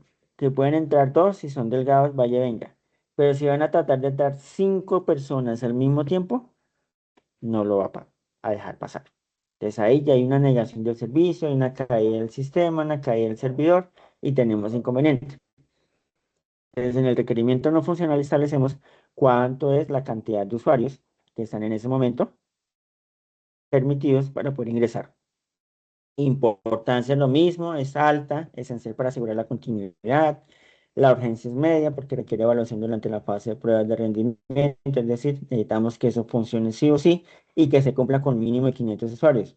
Ustedes van a decir, bueno, ¿y cómo hacemos para probar que sean 500 usuarios? Si en mi familia somos 10, 20, con los 20 completamos 50 y mis compañeros completamos. Entonces, digamos que si lo van a montar en un servidor en línea, ya el servidor ya tiene unas características definidas. Cuando ustedes van a alquilar un hosting, un ejemplo, si se va a montar en línea, pues ya ellos le venden un paquete y le dicen a usted en las especificaciones, mire, le garantizamos que usted va a tener la disponibilidad del software o de su servidor con por lo menos 2000 usuarios al tiempo. Entonces ya a partir de ese número o ese dato ya trabaja. Estado en análisis, es decir, que hasta que no lo prueben, pues no se puede verificar. Está a cargo del equipo de pruebas. Hay una fecha tentativa para la terminalización de las pruebas. Y en la estabilidad pues media, digamos que ese valor puede ajustarse dependiendo de la cantidad o de la demanda de usuarios. Es decir, si lanzan una convocatoria, pues ese valor puede que sufra modificaciones, es decir, puede que se conecten más usuarios de los cuales tenemos contemplados. Entonces dijimos que son 2000, pero en la convocatoria, como le vamos a dar trabajo gratis a todos y trabajo ya con múltiples prestaciones, pues entonces nos conectaron 5000 y se nos cayó el sistema. ¿Y qué comentarios? Se podría realizar pruebas de carga y estrés para validar este requerimiento antes del despliegue final. Entonces ya ahí decimos que podemos hacer unas pequeñas pruebas, que varios usuarios estén cargando información al mismo tiempo, o lo utilizamos en una hora donde normalmente hay un flujo mayor de usuarios. Otros requerimientos. Entonces, digamos, en este ítem podemos tener otros requerimientos asociados, digamos que como que no entren en los requerimientos no funcionales y también los enumeramos para establecer una información diferente. ¿Listo? En estos requerimientos, ¿qué hacemos? Lo mismo, nombre descriptivo, almacenamiento y consulta de información de usuarios. Podemos establecer unos objetivos asociados, requisitos en este caso, o requerimientos asociados, requerimientos funcionales, qué descripción, que puede almacenar información correspondiente a los usuarios registrados, datos específicos, qué datos necesitamos, qué intervalo temporal, es decir, en qué momento se deben tener en cuenta, si son vitales, similar a los otros cuadros. Y acá hay algo importante, que en ese requerimiento que está asociado, digamos, a la normatividad, que son los externos, ustedes se dieron cuenta que son los últimos que explicamos, la información deberá conservar un historial de cambios y cumplir con las disposiciones de la Ley 1581 del 2012 sobre protección de datos personales. ¿Listo? Entonces, a partir de ahí, ya estamos diciendo que en esos requerimientos estamos sí o sí obligando a que el usuario pueda tener claridad sobre qué información le pide y que acepte si eso se cumple. Es decir, y que se autoriza el tratamiento de sus datos. Comentarios que garantizan la trazabilidad y gestión de la información de los usuarios dentro del sistema. Es decir, que el usuario cada vez esté más seguro que esa información que está ahí está totalmente guardada. Ejemplos que se pueden implementar o que se pueden utilizar frente al caso que estamos trabajando, los requerimientos no funcionales. Entonces, en seguridad, los documentos y datos personales deberán transmitirse mediante protocolos cifrados. Entonces, ya estamos estableciendo una configuración obligatoria a través de un protocolo SSL/TLS y definir unos mecanismos de almacenamiento de control de acceso. Es decir, ¿para qué? Que garantice que el usuario va a tener la información bien guardada. En términos de usabilidad, que la interfaz del sistema debe ser intuitiva, es decir, que un usuario fácilmente pueda ingresar y navegar sin necesidad de ello. Si ustedes se dan cuenta, en los sistemas operativos de los celulares, Android como ellos, le pasamos el celular a un niño, niños que ni siquiera saben leer y fácilmente ingresan, toman una foto, juegan. ¿Por qué? Porque el sistema es sencillamente intuitivo. Para ellos queda fácil ingresar a tomarse una foto, a mirar los videos, a entrar a YouTube. Ustedes se dan cuenta también, hay casos donde ellos van a buscar un video, no saben leer, no saben escribir, pero sí utilizan el micrófono. Saben que le presionan el botoncito, se habilita el micrófono y lo que dicen a media lengua.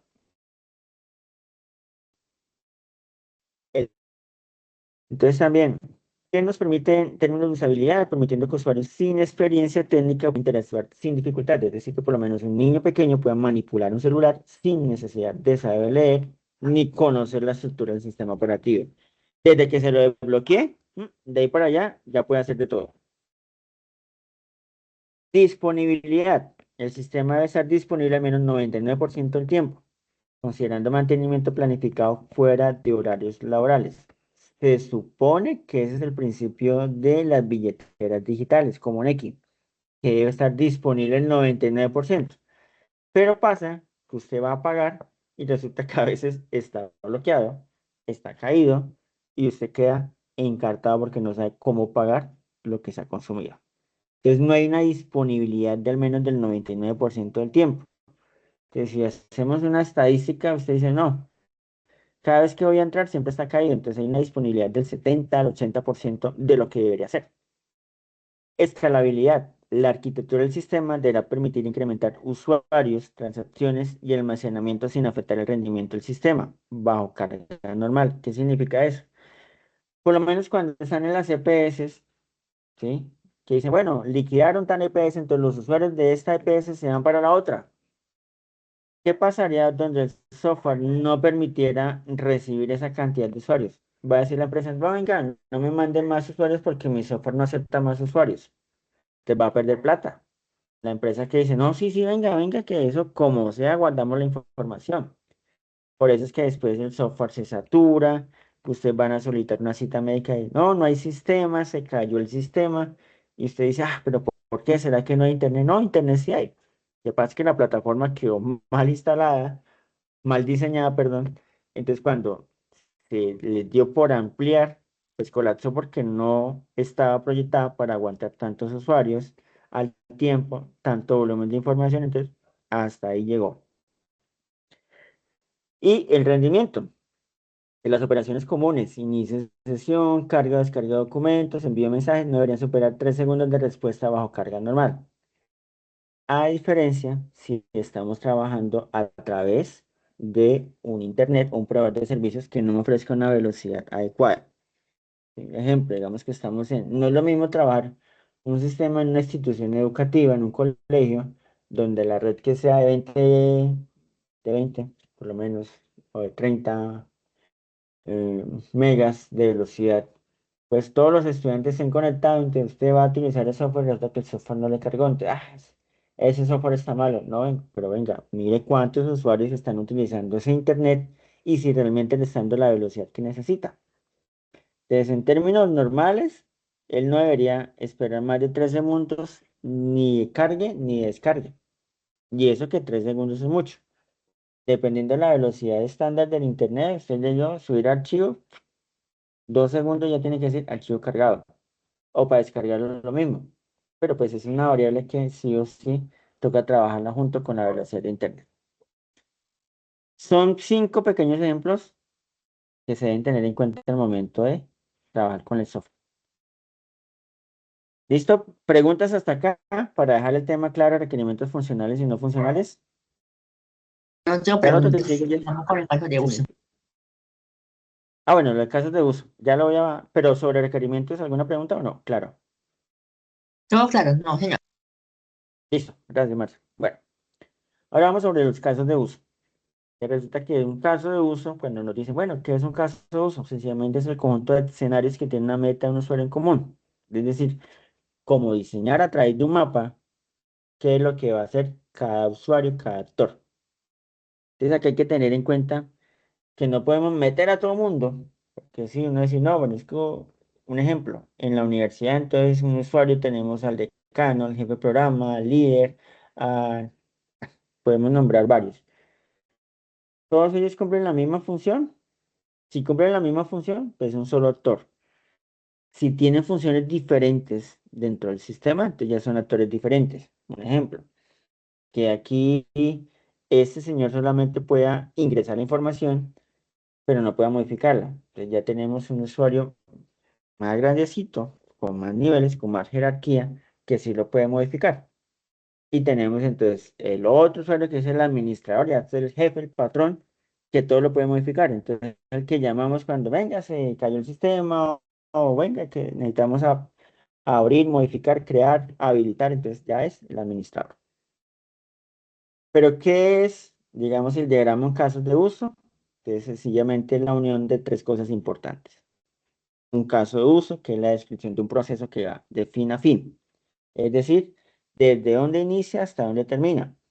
Entonces, cada uno de ustedes, por lo menos cuando van al trabajo, la jornada laboral, donde inicia, desde el momento que ustedes ingresan a la empresa, y finaliza hasta la jornada que termina.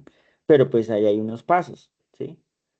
Entonces, ustedes llegan, se registran, si tienen sistema de validación o no, eh, cumplen unas tareas específicas, salen al descanso, vuelven y juegan, trabajan hasta que terminan. Ahora, para poder ir al trabajo, también hacemos un algoritmo, unas instrucciones. Entonces, ¿qué hacemos? Nos levantamos, nos quitamos la ropa, la pijama, nos cambiamos, en fin. Luego vamos a ducharnos, cepillarnos, nos cambiamos, desayunamos, alistamos, salimos de la casa, nos desplazamos al trabajo y llegamos. Esa descripción de fin a fin son las etapas que pasamos. Entonces, ahí hay unas validaciones. Entonces, ¿qué pasa? No es lo mismo cuando voy al trabajo si está lloviendo a cuando no está lloviendo. Entonces, si está lloviendo, ¿qué hago? Me busco una chaqueta, busco ropa que sea acorde a la lluvia y que no me pueda mojar. Si está haciendo un clima normalito, soleado, pues no me voy a llevar chaqueta. Entonces hay unas variaciones. Y esas variaciones se hacen, o unas validaciones, se deben tener en cuenta en esos casos de uso. El escenario. Entonces, ¿en qué nos vamos a mover? O sea, digamos, en ese orden de ideas, el actor y el caso de uso sobre qué se va a trabajar. Entonces, la secuencia de acciones e interacciones, o los mismos pasos entre los usuarios y el sistema. ¿Qué pasos van a hacer? Y el actor, pues, realmente es quien va a hacer ese proceso. Hay que tener en cuenta que no todos los interesados en el sistema, no todos los stakeholders son actores. ¿sí? Volviendo al tema de uso. Entonces, por lo menos tenemos en un colegio. ¿Por qué hago el ejercicio del colegio? Porque el colegio, digamos que tenemos de todo, pasa de todo. Entonces, en un colegio tenemos el vigilante, tenemos la aseadora, ¿sí? Los servicios generales, que la secretaria, bueno, diferentes personas y cada uno es un usuario. Ejemplo, que en ese software tengamos que alimentar la entrada y la salida, ¿sí? Del vigilante, de servicios generales, de la secretaria, del pagador, del tesorero, del de sistemas, en fin. Pero si analizamos específicamente, aunque cada uno tenga una función diferente, dentro del software van a ser un solo actor. Me explico. Si el software está diseñado solamente para que pueda registrar los ingresos, pues ese es un usuario con el perfil que sea, vigilante, servicios generales, pagador, en fin. Pero todos que van a hacer cumplir la misma función. Se registran en el software, ingresan su entrada, van al trabajo, terminan su jornada, registran la salida y se va. Es decir, van a tener la misma función. Entonces no es lógico que uno cree un actor que se llame contador y otro actor que se llame secretaria para hacer ese mismo proceso. ¿Listo? Entonces esto es un ejemplo. Tenemos en nuestro ejemplo el banco y el cliente. Entonces resulta que el cliente quiere hacer una operación bancaria. Entonces, para cada uno de ellos tenemos un caso de uso. Ese óvalo que está ahí es un caso de uso. Para realizar retiro no es el mismo procedimiento que para realizar un depósito. Entonces, para realizar un retiro, si vamos al cajero, ¿cuál sería la operación? Llego primero, miro que el cajero esté funcionando. Listo, bien, el cajero está encendido, está habilitado. Voy contento porque recién me pagaron. Entonces, ¿qué hago primero? Meto la tarjeta. ¿Listo? Entonces, con la tarjeta ya me pide una validación de usuario. Pero resulta que estaba tan emocionado que se me olvidó la clave. Entonces, ¿qué pasa? Entonces, la validación de usuario me va a generar un resultado. Clave inválida, por favor intente nuevamente, le quedan 2 intentos. Y usted dice, ¿qué pasó aquí? Se me olvidó. Vuelve, le echa cabeza, ingresa otra clave.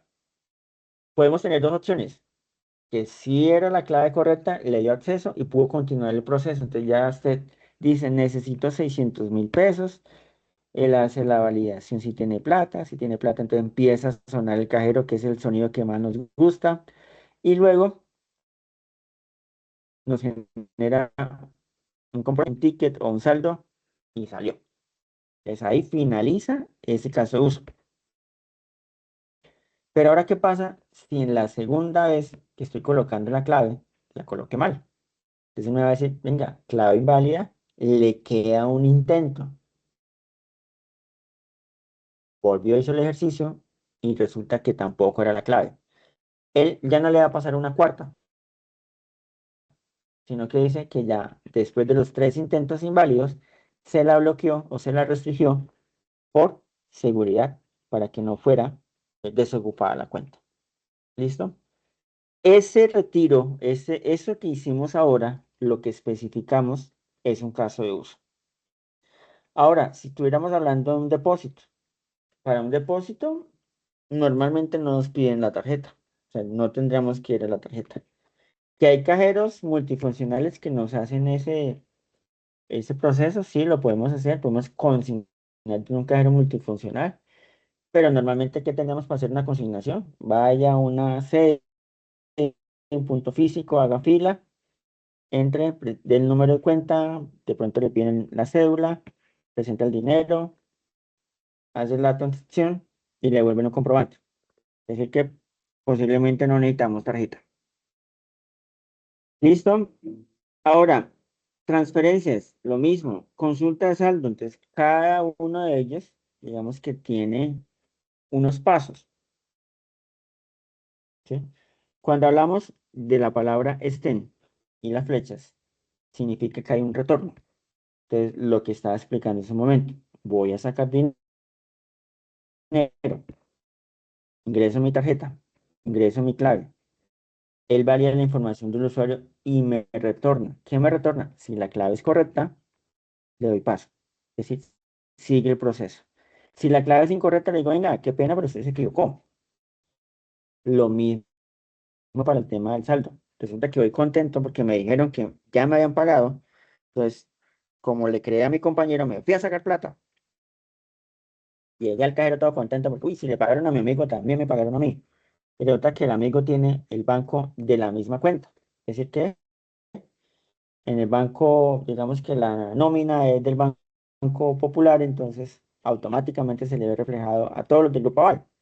Y él tiene Banco Bogotá, entonces de una se le vio. Pero resulta que yo no tengo Bogotá, sino que tengo BBVA.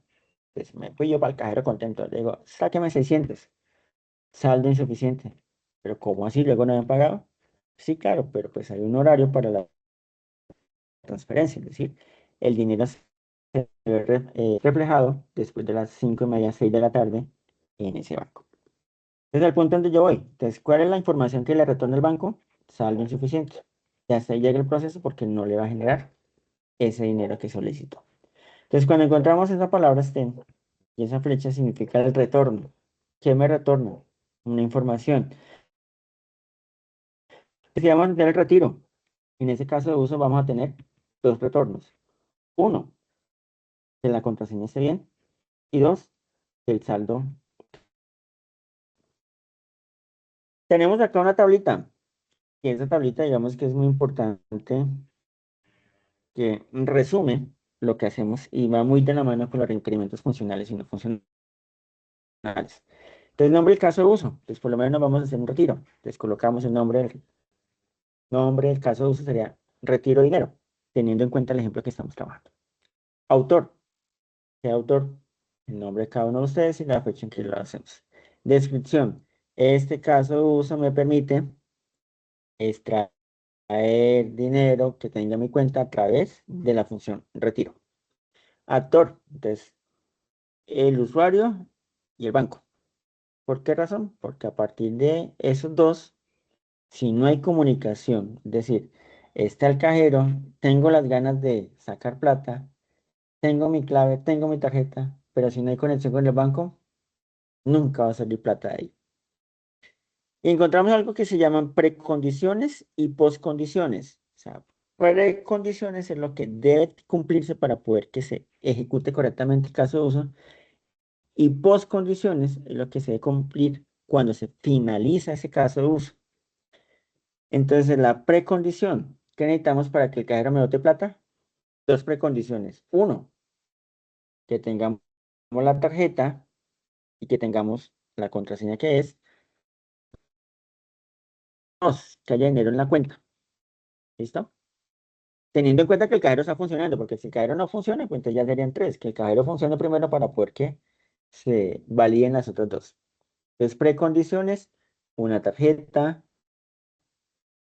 ¿sí? Con saldo, una clave, para que a partir de ahí me permita continuar ese saldo, continuar ese caso de uso, perdón. Flujo normal, lo que explicamos hace un momento. Cuando llego contento al banco, al cajero, pido mi plata, ¿sí? Tengo mi tarjeta, tengo mi clave y tengo el saldo en la cuenta. Entonces llego y hago el proceso normal. ¿Sí? Llegó, coloqué la tarjeta, ingresé su clave, puse los 4 números, clave correcta, ¿qué desea hacer? Voy a retirar. ¿Cuánto va a retirar? 600. Sonó el cajero, botó la plata, desea imprimir recibo, salir. Ese es un flujo normal. Flujo alternativo, es lo que expliqué desde el comienzo. Llegué todo contento y se me olvidó la clave. Pero resulta que ella no me pasó la primera validación, sino que me dijo, venga, clave inválida, y me manda ya al final y me genera un comprobante diferente. Segundo intento, lo mismo. Me manda al final y ya con un segundo intento, al tercero su cuenta será bloqueada. Ese es el flujo alternativo, cuando no funciona, cuando no tengo las cosas ideales y no me está haciendo lo que me espero que haga. Entonces, si vamos al software, volviendo al caso que estamos trabajando, vamos a hacer la validación de usuario. Entonces, ¿cuál es el flujo normal? Que llegó el cliente en el software, ingresó su usuario, su contraseña y lo deja ingresar al menú para las opciones del software. Ese es el flujo normal. Flujo alternativo. Entonces, ¿qué sería? Que ingresó el usuario, ingresó la contraseña, pero uno de los dos está mal. Entonces, le va a decir, venga, clave o usuario incorrectos. Por favor, intente nuevamente. O si olvidó su contraseña, intente su recuperación. Entonces, ya le establece cómo quiere que haga ese proceso. Entonces, ya hay un flujo alternativo. Y la postcondición, lo que se debe cumplir. Entonces, que al finalizar del ejercicio, tanto el flujo normal como el flujo alternativo me genere un comprobante de la transacción, ya sea a nivel de pantalla o a nivel de impresión. Entonces, ya es una postcondición. ¿Listo? Vamos a tener en cuenta del documento de Excel, estos cuadros que están ahí, los extrae el documento de Excel para que ustedes al utilizarlo tengan en cuenta que son los mismos. Y sobre eso, pues vamos a ir explicando. Entonces, vamos a registrar lo mismo, registrar usuarios, el caso de uso, en caso de uso 01, la primera versión, que se pueden ir modificando, sí, ya sea que se le agreguen elementos nuevos o que se sustituyan algunos elementos, es decir, que no haga una validación o que por lo menos en el momento de validación diga, bueno, este software cualquiera está ingresando, un boot puede estar ingresando, entonces coloquémosle, si eres humano, por favor, marca los carros que están en la pantalla. Ya es una segunda versión porque ya le implementamos esa mejora. Desde dependencia de este caso, uso forma parte de los requerimientos funcionales, guardar información. De lo que explicamos ahí en un momento, de que cómo guardar la información, acá lo estamos explicando detalladamente en el caso de uso. Desde el requerimiento funcional dijimos, el software tiene que guardar la información. Aquí vamos a decir cómo lo guardo. Entonces, precondición. El usuario debe ingresar la información solicitada y debe aceptar la autorización para el tratamiento de datos personales. Si no tenemos los datos y si el usuario dice, no, es que no quiero, tengo dudas de qué van a hacer con mi información, entonces, ¿para qué la guardas si el usuario no quiere? Entonces, necesita tener la aprobación para poderla guardar. Descripción: el sistema deberá registrar el nuevo usuario en la base de datos. Ese es el caso de uso. ¿Qué es secuencia de acciones? Las enumeramos, paso 1, 2, 3, 4, hasta llegar a la cantidad de pasos. Pueden ser 5, pueden ser 10, 20. La idea es que sea lo más específico posible. Ustedes van a decir, uy, pero es que es agotador. Pero de esto depende que el software se programe bien. Si ustedes no lo definen bien, llega el programador y bueno, ¿cómo era que quería el software? Y quizás monta lo que quiera, más no lo que ustedes necesitaban. Entonces, paso 1, el usuario le dice seleccionar la opción de registro. El sistema dice, se muestra un formulario de registrar usuarios. ¿Sí? Solo se activa el campo de identificación, entonces, para que ingrese el primer valor. El usuario ingresa la identificación y, aunque ahí le falta, en ese orden de ideas, un cuarto paso sería darle clic en el botón de buscar o sencillamente el dar enter para que busque el valor. ¿Listo? Paso 4, buscar la identificación en la base de datos. Paso 5, si el valor que no está en la base de datos, entonces le dice, venga, le habilita los campos, por favor, ingrese los datos. Entonces, primer nombre, segundo nombre opcional, primer apellido, segundo apellido opcional, teléfono, dirección, en fin, los datos que ustedes especificaron en los requerimientos funcionales. No pueden colocar ni más ni menos. Tienen que ir coherente con lo que colocaron allá. Entonces, ¿qué datos son? Ingresa el nombre, apellidos, el email, el teléfono. El usuario revisa la información, si está conforme, si acepta los términos y condiciones, le da a guardar. El sistema le muestra un mensaje que dice registro exitoso y el sistema termina el proceso y vuelve a la página principal con un usuario ya almacenado en la base de datos. ¿Qué postcondición tenemos? Que la base de datos de usuarios es actualizada con un nuevo usuario. Es decir, ya hay un registro adicional que está en nuestra base de datos. ¿Qué excepciones? Pues aquí tenemos algo que sería como el flujo alternativo de la tabla anterior. Paso 5. Si el identificador ya se encuentra en la base de datos. Entonces, ¿qué pasa? 5.1, el sistema muestra un mensaje, usuario ya registrado, y el sistema dice, ¿desea registrarse? O desea actualizar los datos, o bueno, usted ya establece qué es lo que quiere que le haga con esa información. Es decir, porque las acciones están diseñadas para usuarios nuevos. Pero, ¿qué pasa si el usuario ya está registrado? Entonces, debe haber un flujo alternativo. Entonces, lo mismo. Si desea registrarse, si no, si el usuario hizo sí, activa el formulario de registro, si hizo que no, termina el proceso y vuelve a la página principal. Y comentarios como algo adicional, que el formulario cuenta con un botón de cancelar para terminar la operación sin guardar la información. Entonces, que se contemple la opción que el usuario quiso en su momento decir, venga, no me arrepentí, ya no me registro, cancelar y hasta ahí llega. ¿Listo? Volviendo al caso del trabajo. Entonces tenemos unos actores principales sugeridos, que es el cliente, la organización como tal, es decir, diferentes funcionarios dentro de la organización, y sí o sí tenemos un administrador. Entonces siempre tenemos mínimo dos actores. El administrador, que es como el dueño de la casa, que tiene acceso a todo, puede cambiar, modificar, pero sí o sí debe haber un solo administrador, no pueden haber dos personas con el mismo rol. ¿Por qué no? Imagínense que se elimine una información, pues el uno le echa la culpa al otro y el otro pues le echa la culpa al primero, y ninguno supo quién fue el que elaboró. Y tenemos los clientes o los usuarios estándar, que son los que hacen o hacemos uso del software. Pero también hay unos usuarios intermedios que tienen cierto nivel de jerarquía, que hacen parte de la organización. Casos de uso principales que estuvimos trabajando, como registrar un usuario, iniciar sesión, buscar la organización o el cliente, iniciar un proyecto, iniciar un acuerdo, que subir y compartir documentos, revisar documentos, revisar los resultados, que tener un canal de comunicación en este momento a través de chat o mensajería interna, cómo sería el caso de uso, entonces, qué debo hacer para poder garantizar esa comunicación, validar la calidad del servicio, cómo hacemos la validación, cómo administramos los usuarios y los roles solamente para el administrador, entonces, que el administrador pueda crear un nuevo usuario, o pueda cambiarlo, pueda modificarlo, pueda eliminarlo. Digamos que eso ya es función específica del administrador del sistema.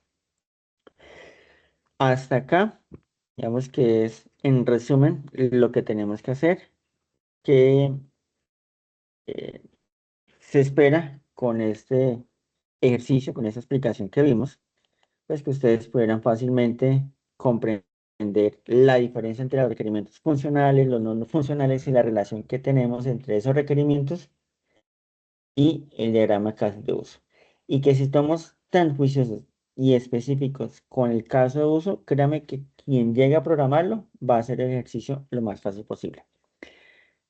Preguntas, dudas, inquietudes, ya para poder, digamos que hacer como el cierre, necesito que me expresen las inquietudes. La idea es que ustedes queden con esto claro. La herramienta, pues ustedes deciden cuál utilizarla. El documento de Excel sencillamente es una estructura base para que ustedes se puedan guiar. Y obviamente con la información que se les suministra, ustedes tengan esa información. Eh, la información, sí, yo se la voy a compartir a la ingeniera Ana Milena para que por favor se la comparta también con la grabación. Entonces, en el momento que se envíe por el correo interno, pues que tengan también a la mano esa misma presentación que estamos trabajando acá. ¿Alguna otra inquietud? Angie. Buenas noches, profesor, ¿me escucha? Sí, claro, sí te escucho. Dale. Profesor, para una pregunta. Primeramente, quería preguntarle sobre el cuadro que usted mostró donde se veía como cada parte explica cada parte, digamos que los cuadritos es posible hacerlo, por ejemplo, utilizar la herramienta Planner. ¿Se podría hacer en la herramienta Planner o quedaría más fácil hacerlo así por los cuadritos en Excel para hacer los diagramas de Lo que pasa es casos que, de bueno, uso? por términos de portabilidad, ¿sí? Si se hacen documentos de Excel, usted fácilmente los puede copiar y pegar.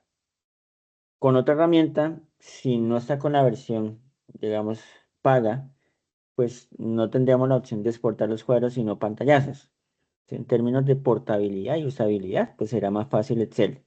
Pero si con la herramienta que ustedes están trabajando tenemos el mismo ejercicio, el mismo resultado, por decirlo así, adelante, no hay ningún inconveniente.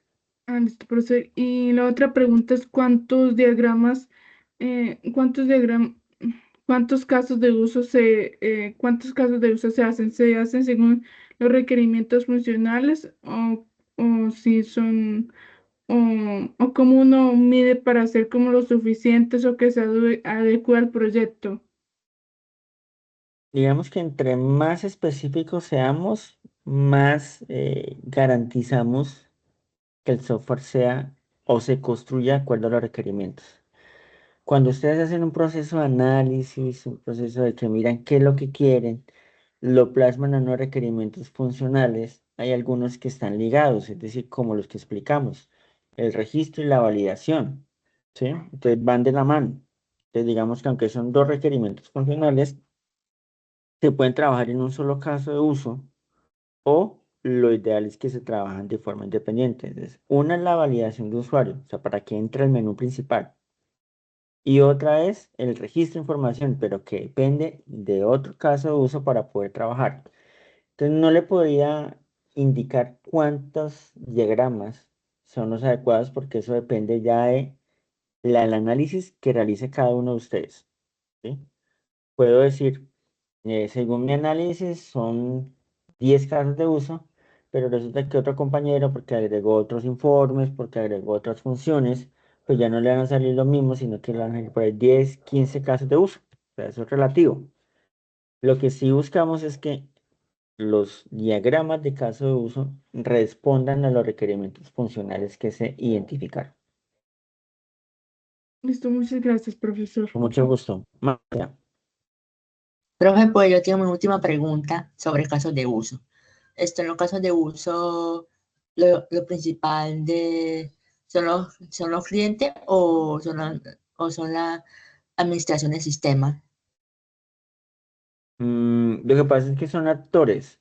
Digamos, habrán casos de uso que están orientados únicamente para el actor, para el usuario, como habrán otros casos de uso orientados específicamente para el administrador. Eso depende. Volviendo al tema, del retiro del banco. Ese proceso de retirar es un caso de uso que está disponible para todos los usuarios, es decir, el actor que es cliente del banco. Pero ustedes no sé si habrán notado o tendrán conocimiento cuando les van a hacer mantenimiento a los cajeros, digamos, quien va, el funcionario con su carnet y todo eso, él utiliza también el mismo módulo del cajero, pero necesita o utiliza una clave diferente. Tiene una tarjeta y una clave diferente que le da acceso a otras funciones que no tiene un cliente a la mano. Entonces ese ya es otro caso de uso, ¿sí? Entonces no podríamos decir que todos los casos de uso van orientados hacia un solo actor porque este es más importante que el otro. No, todos son importantes.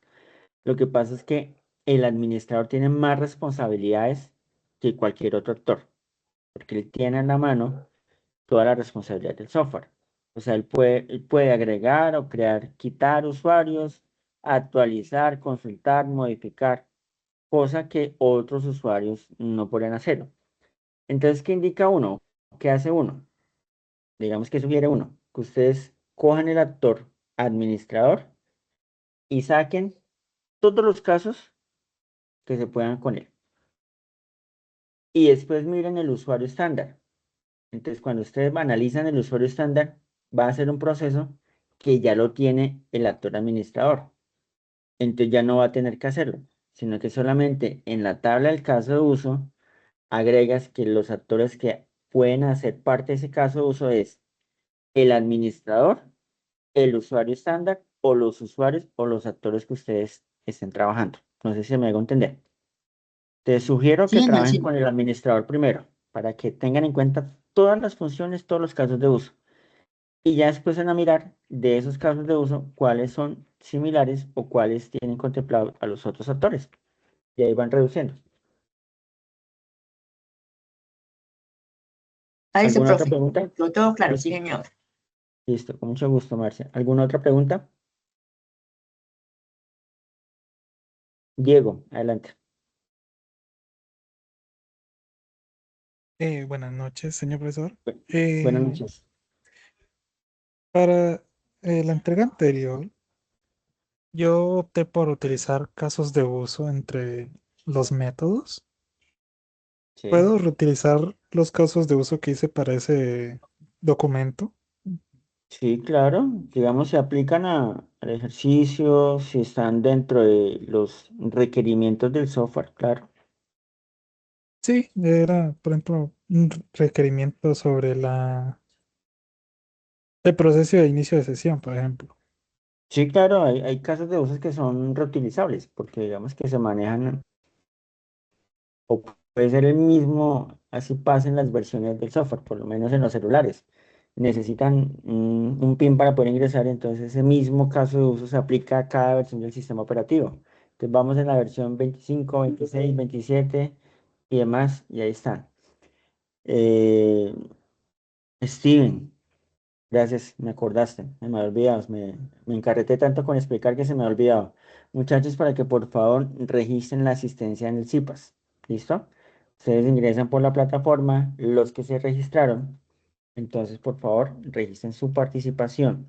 Es importante para las métricas del curso, para identificar cuántos estudiantes pues pudieron conectarse y participar de ese encuentro. ¿Listo?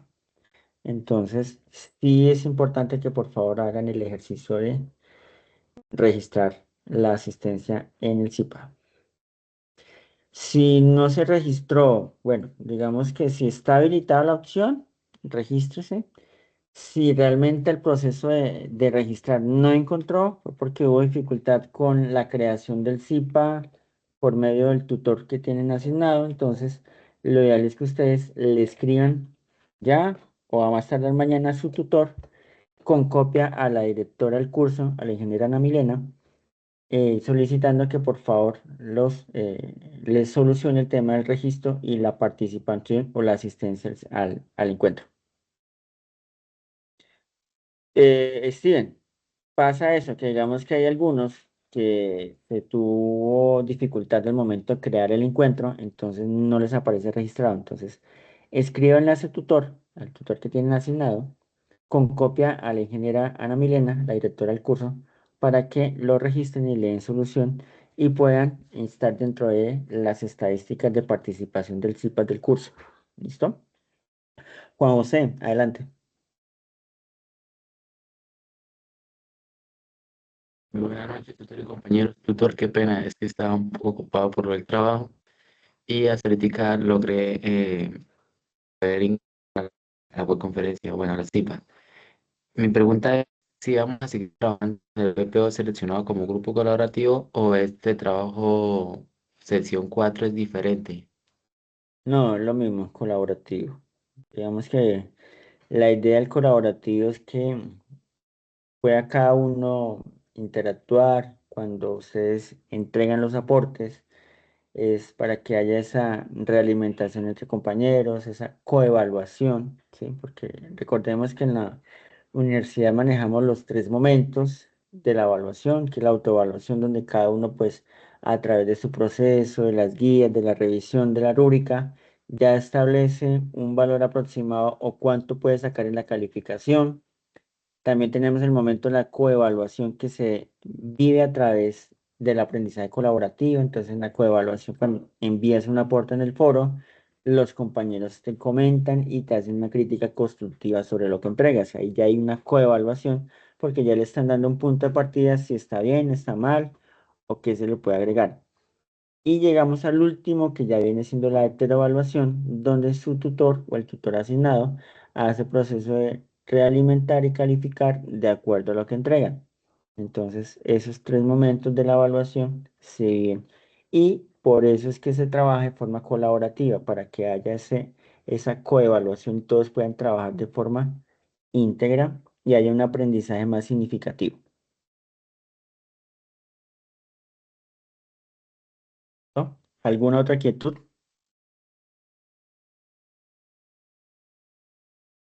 Sí, señor, qué pena. Es que tenía una duda respecto al deslicenciamiento del Excel. En la Sí, parte donde dice, bueno, en especificación de requerimientos, en la hoja donde dice casos de uso y diagramas de casos de uso, eso se deja sin llenar porque lo que nos está explicando al final es que en las otras hojas, ahí es donde se especifica más eso. esos dos temas, ¿sí? Digamos casos de uso, pues está el ejemplo de la tabla. La idea es que puedan realizar cada caso de uso de acuerdo a los pasos que explicamos en su momento. Entonces, dependiendo del requerimiento funcional, pues establecemos un caso de uso donde se especifique cada paso, cada parte dentro del proceso, que sería ahí, digamos que con esta tabla base, que sería lo que está acá para que ustedes la diligencien y la puedan ir copiando a su documento de Word. Entonces, lo que se busca es con esto tener a la mano la información que usted registre en eso y lo puedan fácilmente insertar en el documento que se va a entregar. Y pues en el diagrama de casos de uso, digamos que aquí ya sería, en este caso, el diagrama que les mostré. O sea, el actor, los casos de uso que son los óvalos y la relación que hay entre ellos, que hay algunos que tienen eh, información de retorno y otros que no, eso dependiendo de cómo establezcan el análisis ustedes mismos. ¿Listo? Pero pues en esencia se supone que aquí lo que iría es, ya es el diagrama, pero pues el diagrama en este orden de ideas ustedes lo hacen con otra herramienta, con Visio, con Lucidchart, con StarUML, con la que ustedes consideren pertinente y ese diagrama pues lo incluyen en el documento que entregan. Listo, sí, señor. ¿Listo? Bueno, eh, ¿alguna otra inquietud? Pues